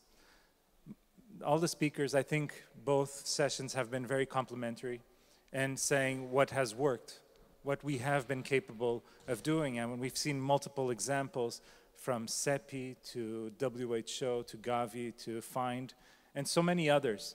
And also at the national level, we're seeing governments trying to allocate resources to make sure that we are corresponding to the needs of the people when it comes to COVID-19. And I think that out of all of the multiple regions around the world, in terms of multilateral responses, Europe has actually been one of the best, being capable of joining forces when it was needed at the beginning to fundraise for vaccine development, or being capable of having stimulus packages for the economic front. And we've seen that the private sector has stepped up, thinking about the replenishment, the fundraising efforts for the vaccine at the European level. Just in Portugal, my country, 90% of the funds that came from Portugal into that fundraising package came from the private sector, not from the state budget. And that shows how civil society came together because we were in a time of need and we are all in the same fight. But the most important reaction came from the ground, from the people. In my country, people stood up and were able to react before the government. When we started to see what was happening, the people decided to say, we need to stay home because clearly we are in the face of a major risk, a major threat. And that led then the government to react. And we saw examples of tremendous solidarity across the world, people trying to support those in most vulnerable situations, living in senior homes, the elderly, people living with chronic conditions. And we saw that also lead to the development of community-based organizations, informal movements, volunteers doing shopping for their neighbors.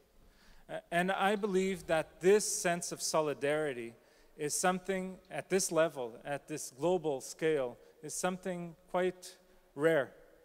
And it is something that we should build on moving forward. But I think we also need to see what didn't work. And I have to agree with what Andrew Ullman said in the first panel. We are dealing with a crisis we shouldn't be dealing with in the first place. We failed to identify and to contain this threat. And now we are reacting. Many blame WHO. WHO has a budget that represents 20% of the Portuguese health system budget. It represents less than 20% of the CDC budget, which is responsible for public health just in the US. We cannot expect an organization with $2 billion US dollars as a budget to do everything that everyone is expecting it to do. What this has shown is that many politicians around the world have no idea what the mandate of WHO is. We need to understand that WHO is a technical body and a diplomatic body, and over 70 years has done a fascinating job doing exactly that, fighting infectious diseases and making sure that we are capable to be safer in this world. The thing is, moving forward, it is not enough. And it is something that many people at WHO had said for many years, and so many other organizations in the global health field, a field that now people understand exists. But what people need to understand is it is not enough to acknowledge the existence of global health. We need to acknowledge global health as a prerequisite for sustainable development and economic growth. If we fail to provide the safety to our people, and as representatives, as parliamentarians, we have the obligation to ensure so.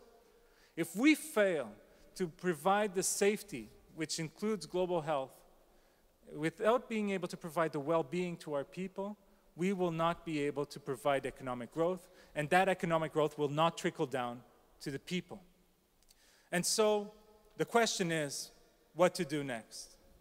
And I believe that what we've seen is countries reacting in the wrong way, even the best, because we're all reacting as if we were islands surrounded by sea. And the truth is, the only places where the island approach has worked is on islands. Everywhere else, we are seeing second waves, and if a new vaccine doesn't come along, we'll see a third wave, because this is a highly transmissible, deadly virus. No doubt about it. The evidence is clear, and it has economic challenges aligned with it, and social challenges, because you can have heads of states saying, we will not close schools. We will keep the economy running no matter what. But what they forget is that the people take their health and their life very seriously. And if you have a huge wave coming along, you can keep your coffee shops open and your restaurants open and your schools open. The coffee shops will not have clients, the schools will not have students, and people will not be getting on planes to fly around. So if we want the economy to work, we better solve the global health issue underlying. And to do that, we need to understand that we need more than a technical and diplomatic body, which I say once again, WHO does a fine job and should be reinforced in terms of funding to do. But we also need real politics. And to do that, I do not believe that creating a global body where everybody chips in will solve the problem, because most countries have shown they're not willing to do that. Because as parliamentarians, many times our own constituents are saying, for me, for example, being here in Berlin, what are you doing? Fighting for other countries. You should be focusing on your own country. Or you should even be focusing on your own town. Forget about the rest. But we as politicians have the obligation to show this is a non-border threat. And if we do not solve it globally, we will not solve the underlying issue. And this will hit my town as severely as it hits any other town across Europe and across the world. And so I believe, having a real politics approach to this, that we need to take lessons, as Andrew said, on Second World War, and understand, as after Second World War, we understood that peace and security were a prerequisite to development, that health is a prerequisite to development. And at the time, we decided to invest, each country, seriously in our military power from a security and defense approach. Now, we need each country to invest in having capabilities to respond in terms of health and terrorist threats approach, which means we have to have structures within our countries that are capable to do simulations on a constant basis, preparing us for the worst. And then we should create something similar to what we did after World War II, which was each country has its own mechanisms, but then at a global level, we had, at the North Atlantic level, we created NATO to coordinate those national efforts, to make sure that in the cross-border threats, we were capable of responding. So we need something at a global level that can represent a NATO for health, that can learn from the lessons and can coordinate our global actions. If we are capable of doing this, aligned with diplomatic and technical pillars of WHO and the UN structure, aligned with all of these different organizations that have been created throughout the years, based in Geneva and elsewhere, we will be capable not only to identify threats earlier, but most importantly to contain them and to make sure that we keep our people safe. And now more than ever is the time to start preparing exactly that. Because the future after COVID-19 will have to be a future in which growth is not just something we measure through GDP. It's something that has to reflect on the well-being of the people. Thank you. Thank you.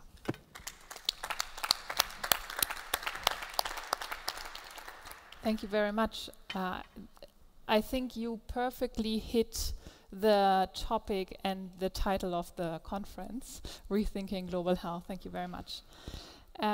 Ich möchte Sie auch noch einmal daran erinnern, dass I'd like to remind you that we are tweeting hashtag Rethink Global Health, so you can of course ask questions to the panel. Mr. Goede, as the head of a partnership and someone with in-depth knowledge in diagnostics, it really is a good question to you which partnerships have been tried and tested and turned out to be good, and where your partnership is at the moment, and what we should look at in more detail. If that's okay, I'd like to speak in English. Thank you very much for inviting me to this very important conference. And I would really like to start with where I'm coming from. So, as you have kindly said, the German Health Alliance has at least one arm which shows a partnership aspect, because it has been established jointly by the German government and the Federation of German Industries back in the year 2010 as German Healthcare Partnership. And then when the Ebola crisis 2014 to 2016 came up, we quickly changed, let's say, our strategy, our aims, and started to be a truly multi-sectoral initiative. So really, not only with private sector, but also with NGOs, civil society, and science academia. And still, as of today, the German Health Alliance, which works under the umbrella of the Federation of German Industries, is the only one, very exotic and unique, only structure you find in this Federation of German Industries which has a multi-sectoral setup. So that was already kind of one partnership aspect and one answer, because to put it in a very generic way, all partnerships really eliminating these silos and contributing to defragmentation. These are good partnerships, and a lot has been, of course, achieved in the past years, also triggered by Ebola. One of the lessons learned, the way we interact with the federal ministries, for example, is completely different than only a few years before the Ebola crisis. Then, I mean, Unite is the best example. That is, for me, that is a partnership of parliamentarians across borders and across, let's say, political corners and areas. There are other partnerships, like what is being done on the international level with, on the United Nations level with UNAIDS, Health Innovation Exchange. So all partnerships also bridging the gap between innovators and implementers and investors. These are good partnerships. These are the partnerships we need. But also partnerships, good partnerships, look, and I would like to really take the point Ricardo's made, good partnerships look to what has failed. We need to be open, and we need to improve on all sides. So all partners involved need to improve. And when we look especially to the topic of diagnostics, we can have some clear messages, because the same technology which is now needed for detecting the virus, so PCR, molecular diagnostics, the same technology is being used to detect the viral load in HIV-infected persons. So since more than 10 years, in the fight against HIV/AIDS, we somehow together spread a message that molecular diagnostics is working on ground, also, or especially in remote settings, in lower source countries, in developing countries. But the fact is, it's not functioning. That's where we failed. Ebola, again, as a wake-up call, has shown that diagnostics is essential. And for detecting the virus, you need exactly the same technology as for HIV or for the SARS-CoV-2 virus. And obviously, this wake-up call has not been sufficient. And we have to be honest, if there are two wake-up calls, like Ebola and now on a very global dimension, the wake-up call by COVID-19, what is done? What do you do usually between two wake-up calls? So we have to be very honest where we have been sleepy. And the diagnostic, for me, is a kind of test, it's a blueprint. Because without diagnostics, without the right infrastructure, you will never achieve a sufficient health system strengthening. You will never achieve sufficient pandemic control and preparedness. And just to give you one number, I mean, if we would have progressed sufficiently, we would not have such a situation as follows. In Nigeria, 200 million people. Every day, actually, Nigeria is capable to do 3,000 tests on SARS-CoV-2, 3,000 for a 200 million population. And with all the history of HIV/AIDS, Ebola diagnostics, I must say we all need to confess where we failed. But this is an opportunity for real partnerships because we exactly know what we have to do. I guess we have the technology, we have the innovations, practically we have the structures. It's now time really in partnerships to make the difference. And at the beginning, this requires political will, political decisions, and no sector alone, not the private sector, not NGOs, civil society, can turn this picture. It needs a political will in the beginning. And that's maybe for the first round sufficient. Thanks. Vielen Dank, Herr Göde. Thank you very much for this. I take home the idea of interdisciplinary work because that's definitely a buzzword we haven't heard before. You also emphasized how important diagnostics are. Certainly, as long as we don't have a vaccine, that seems to be the one thing we can do. Mr. Ullmann, it's your honor now to close this panel, giving us your view on what's a partnership that we need or which has been good. A lot of smart things said already that I do not like to repeat here because it's especially you, Ricardo. I really enjoyed your input here, and I think a lot of people here as well. I think that the ACT Accelerator is a perfect example how multilateralism can work. It's a new idea how we could go into the future of global health. But I think what's most important is that this is SDG 3 action plan put to life. We were very critical when we had a similar symposium a year or two ago, talking not here in the plenum, but outside here in Berlin, where we said 10 years, SDG 3, we would never make it.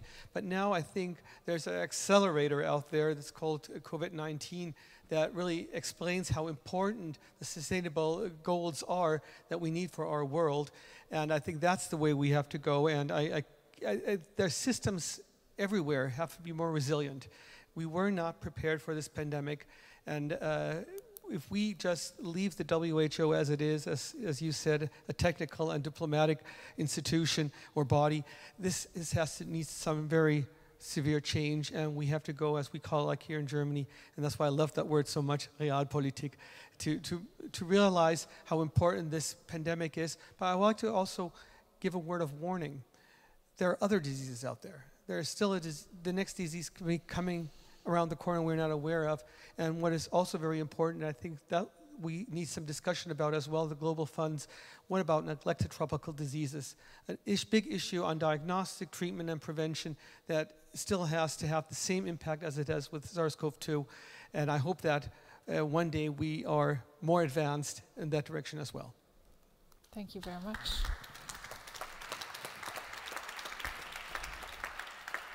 Also dort auch nochmal ein starkes Narrativ für resiliente Gesundheitssysteme, habe ich da herausgehört. Frau Picke, lassen Sie uns ein bisschen tiefer tauchen. Im April hat das BMZ als erstes Ministerium das Corona-Soforthilfeprogramm auf den Weg gebracht.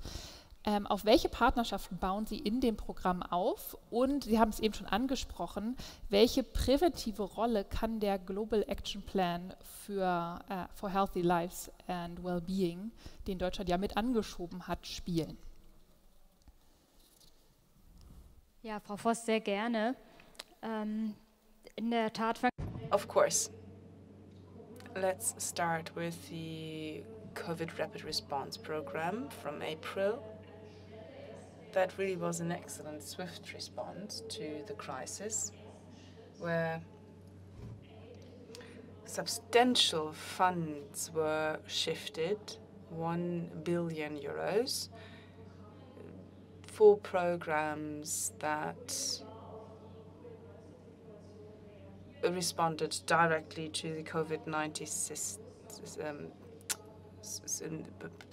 symptomatic. So it was also about socioeconomic effects that should be harnessed a little bit or alleviated. I mean, for a long time we've been in a socioeconomic crisis where these central indicators are relevant, be that food and hunger or jobs. We have, of course, lost a lot of ground. Our UNDP development report is one that shows negative trends. We have not had that in years anymore. And now, unfortunately, it's the case again due to the COVID situation. We've had this major package. 1 billion funds were shifted, and fresh money was made available by many players and also the federal government, which directly was fed into systems and liquidity support also for companies, short-term help for selected, that was also used in selected partner countries so that people keep employed and are able to feed their families. That was an important contribution. So why was this implemented so quickly? Well, we've had these established partnerships. That's why it was possible.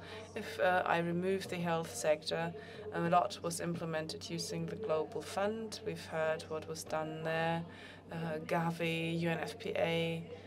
We noticed very quickly that in sexual and reproductive health, gaps opened up in the supply chain. And that, of course, was scary. And also bilateral programs that were used by GIZ or non-state partnerships. Only that way it was possible to do that. Only where we knew that we can do it fast and where the money that we are investing will arrive, where it's addressed. In this context, regardless of my belief that we were quite successful in offering swift help, and that Germany was a good role model in international comparison, not only the BMZ but also other ministries. Well, I'd like to mention one aspect that has not yet been mentioned. All this is a contribution of international solidarity. It's important. At the same time, if we talk about partnerships, we need effective contributions also of the low and middle income countries. To pick out the example of Nigeria, 200 million people, and there's more to be expected. Nigeria is a country where we were happy to offer support, but where we were hoping to trigger more independent progress.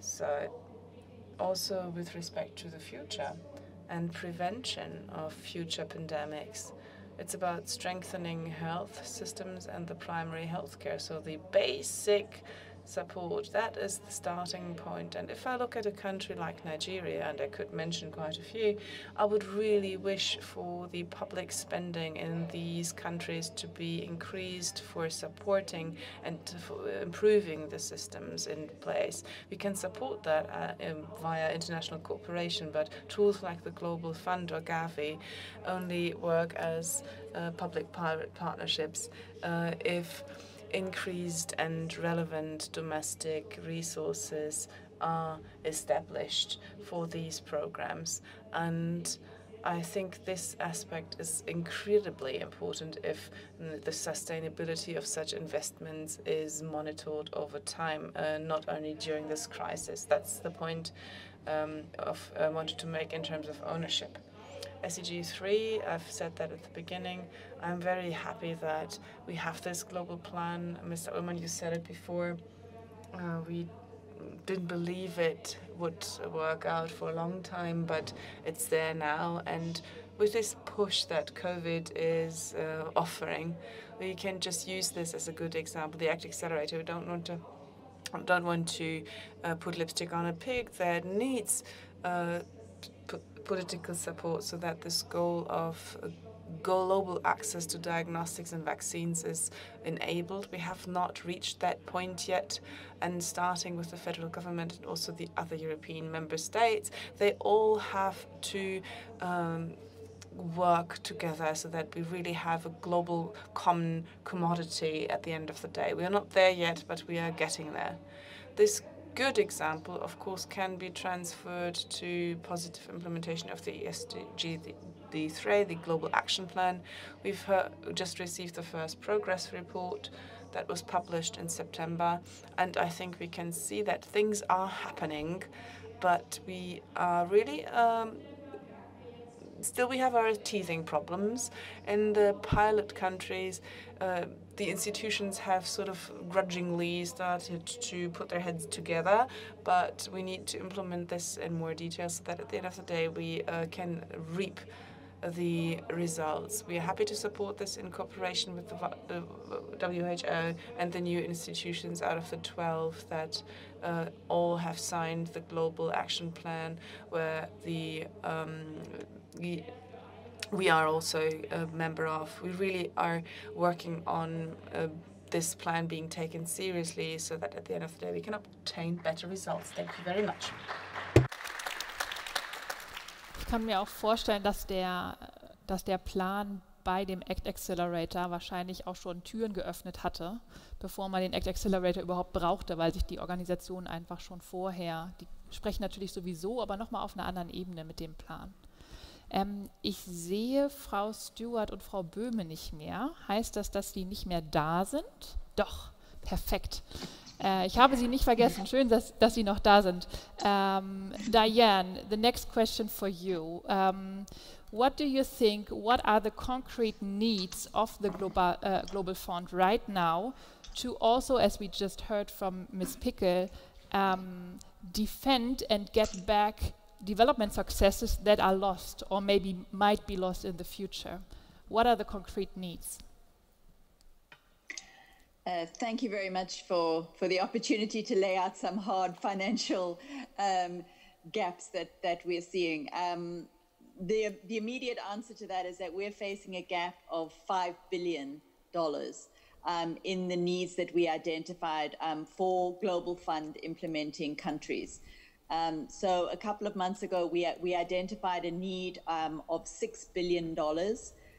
About $1 billion of that was for mitigation for AIDS, TB, and malaria programs, so that we tried to safeguard the gains that we've made that I was talking about earlier.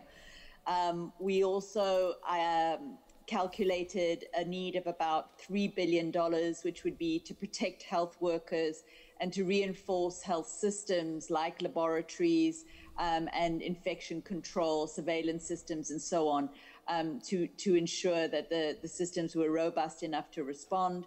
And then about $2 billion directly to fight COVID-19, so to procure diagnostics and therapeutics, and make sure that we could sort of pivot to do a rapid response for COVID-19. So of that $6 billion, the Global Fund was able to make about $1 billion available through our own resources. Part of that was through grant flexibility, so allowing countries to respond in accordance with their national needs up to a certain amount with money they already had from the Global Fund. And then we made an additional $500 million available through our COVID-19 response mechanism. And that money ran out at the end of July. So we had allocated everything that we had made available. And we're very grateful to the contribution from the German government that allowed us to continue to make allocations through August and September. And that 150 million euros has been absolutely essential. We also received just last week an additional commitment from Canada, which will also be able to be used in September. And all of that money will be expended by the end of September. And that will include some of the initial volume guarantees for hopefully the new rapid diagnostic tests that will be coming on the market very soon. So that's the stark reality. We will have to stop supporting countries by the end of the month. And so we've been in discussion with all of our donors, of course, and also with our private sector partners, because we have had some commitments from additional foundations and so on, but not at the scale that we need. And I think just to echo the comments that were made in the previous panel, looking to development assistance and traditional development assistance sources for the scale of money that we need. This is 5 billion just for the Global Fund's response, both within ACTA, so our role that we need to play for the ACTA Accelerator, as well as to make sure we mitigate the effects on AIDS, TB, and malaria. Just that is 5 billion of the 35 billion we need for ACTA. And that money is not going to be available in traditional development assistance allocations. So indeed, we need to look beyond that, and we need to start thinking about this as a true emergency and not something that is nice to do. We'll get around to the low and middle income countries once we've dealt with our own pandemic. By definition, that's not going to work.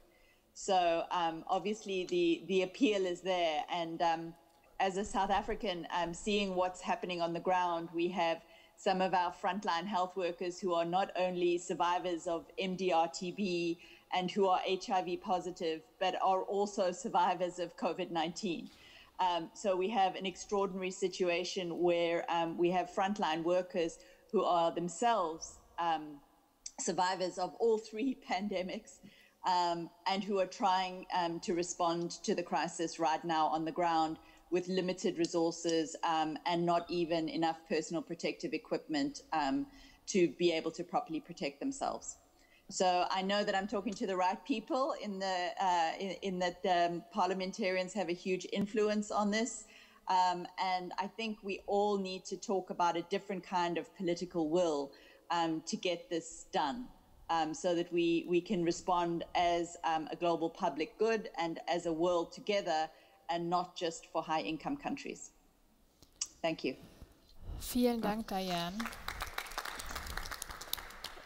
Ich finde die...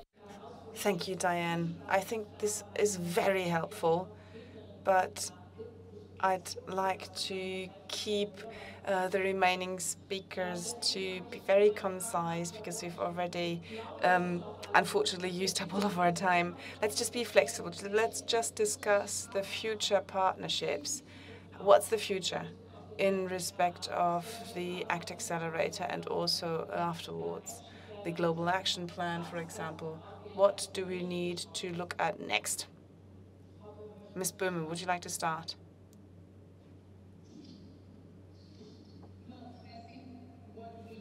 Is action now. We have a partnership that is up and running through the ACTA Accelerator. So I think rather than already building the next partnerships, let's work with this one. And we also, would like to plea with Germany there to help with G20 and other, venues to make the case for the partnership, to give it the ability and power to deliver against what we're setting out for, to deliver vaccines, treatments, and diagnostics for all.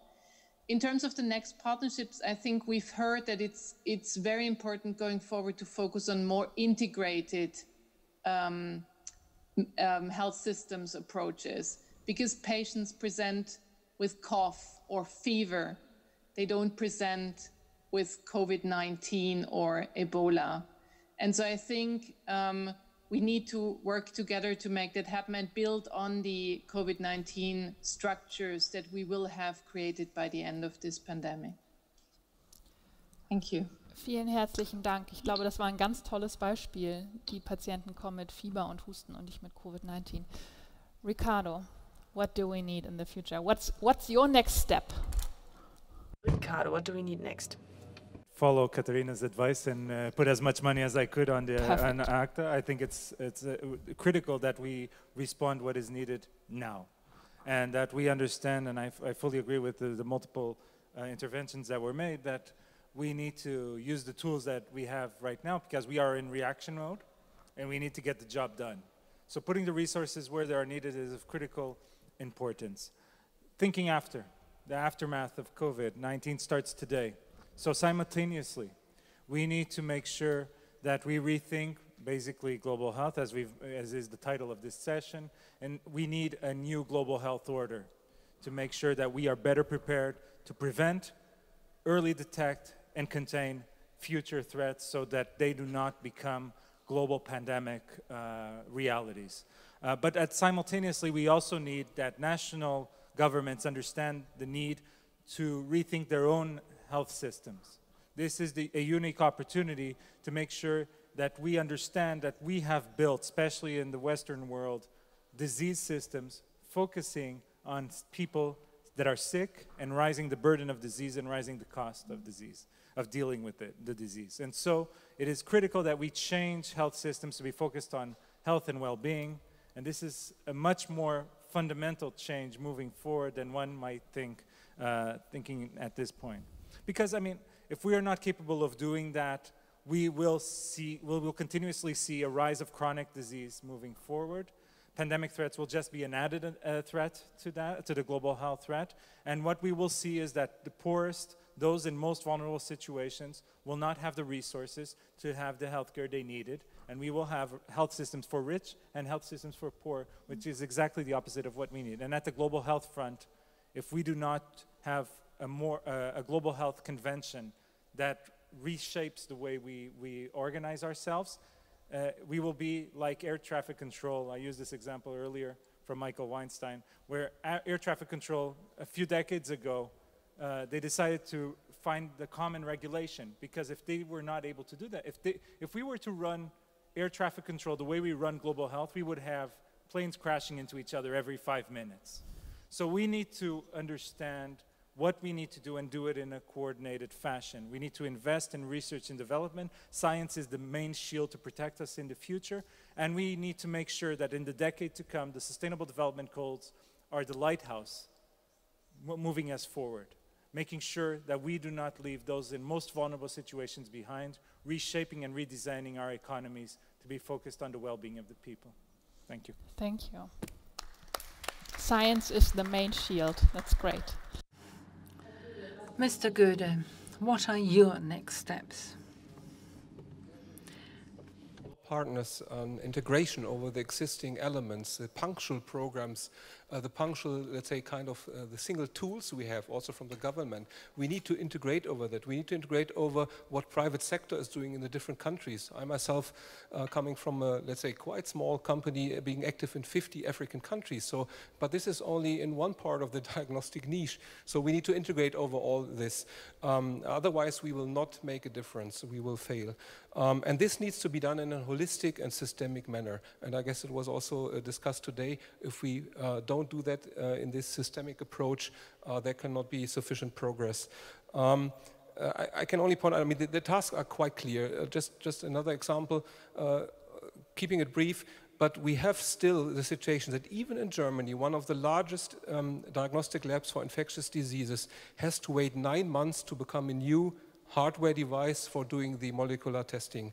And even when getting that in 9 months, hopefully, there's a situation that there's no security that they will get the reagents, because there's a dependency on a few components of reagents, which is in the hand of only, let's say, 2 or 3 players on the market.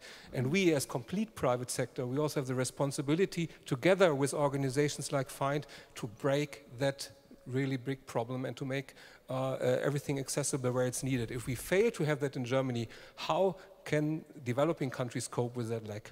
So that's another point which is absolutely important. And again, at the end, it's all about spirit and will. And it has been said, but I put it into my words, if we are weak somewhere, like in Nigeria, we are weak globally. And even, I mean, this is the hardest and toughest political task I'm seeing. Even with countries where it's difficult to let's say, to push things or to change things, there need to be an answer, also by the German government, how to cope with it, because we can definitely not afford any single country having a non-resilient health system. Our interests cannot be separated anymore from each other, and this has to be taken in account. And good partners look to that, and they look to the problems, and they look to where they have failed, and then there will be new answers and solutions. So maybe very generic, very political, but that's a fact. Herzlichen Dank, Herr Göde. Andrew, die letzten Worte. Andrew, last words. What will you take home from this, and what are your next steps?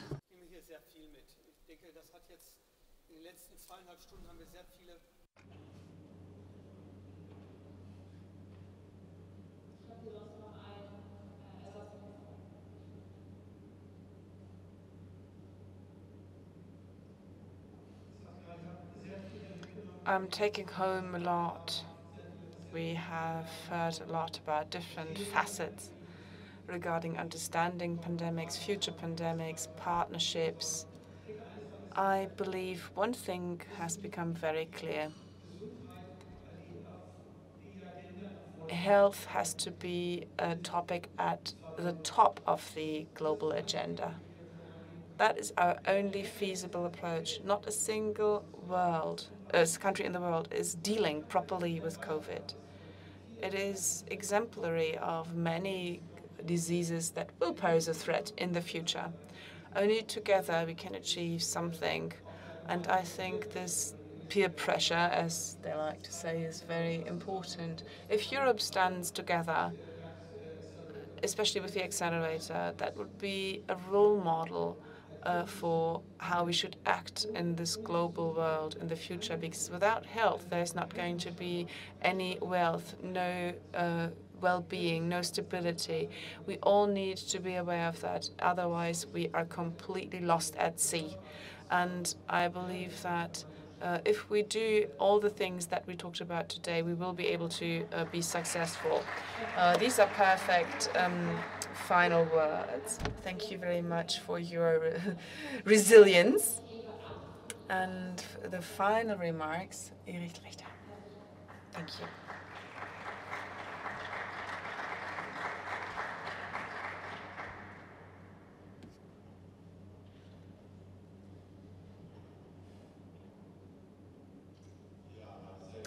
Thank you, ladies and gentlemen. I'll keep this very brief. I'm a colleague of Mr. Ullmann. I'm in the Foreign Office of the Bundestag. I'm a reporter for 2 continents that depend on the WHO. That's Africa and South America. And I just wanted to inform you that the WHO, I mean, it's been bad-mouthed quite a lot, but at the very beginning of this pandemic, it managed, within the briefest period of time, to ensure that in all 54 states of... There were 3 states in Africa that were even capable of executing a COVID test, and the WHO managed to do that within the shortest period of time, and that's its job. It will help us when things like our health are concerned, that also in such states opportunities are created that health on site can be ensured. I'm a representative for the for globalization and UN, and the SGD3 that was, of course, also mentioned several times. That's why it's so much at the top among the 17. So that's something that was discussed in detail.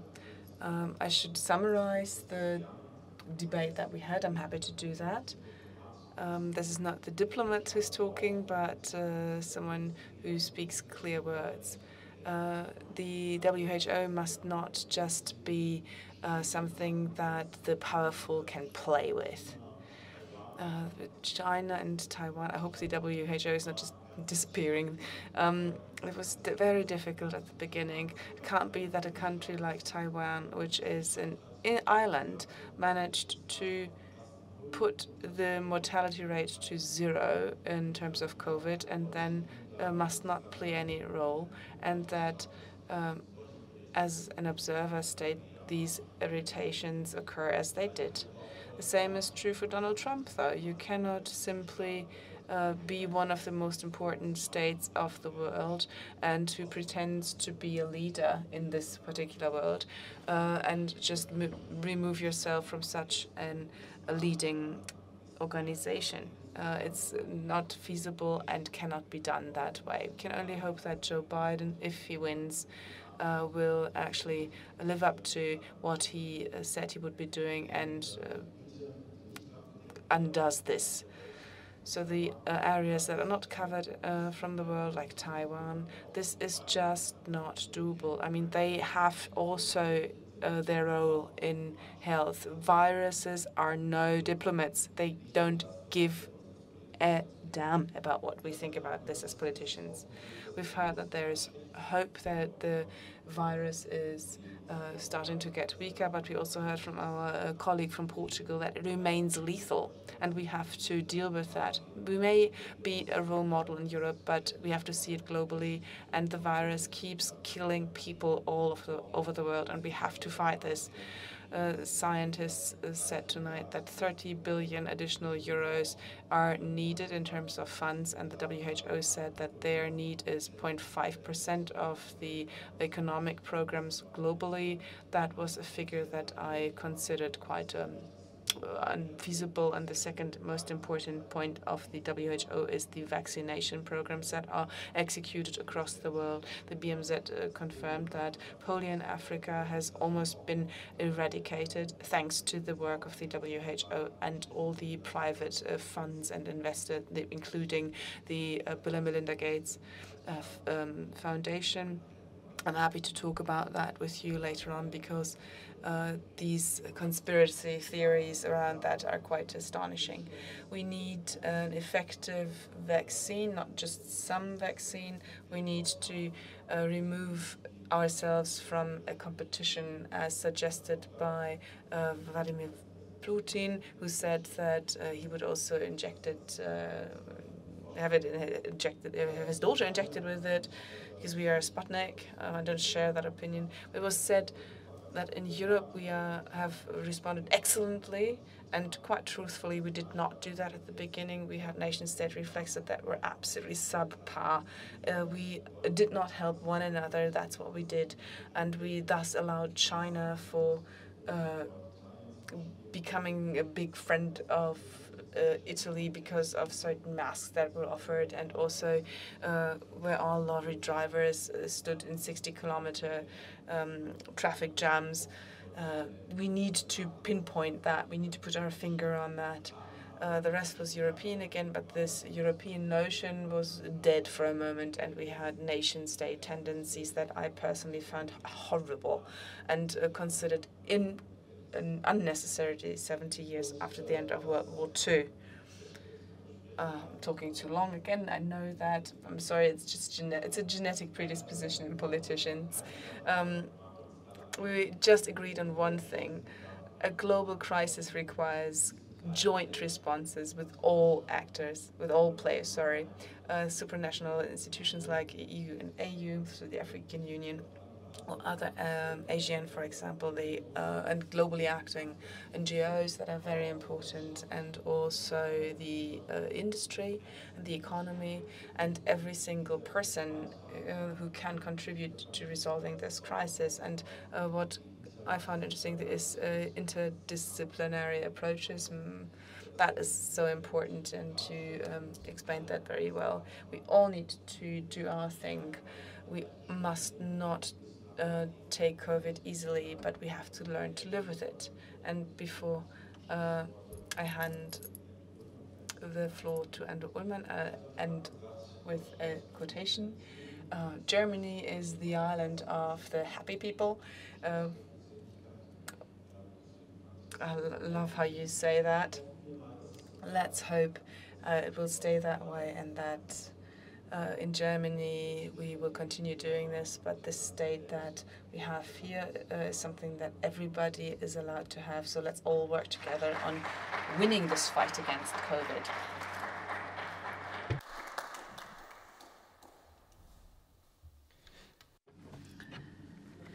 Thank you very much indeed, Uli.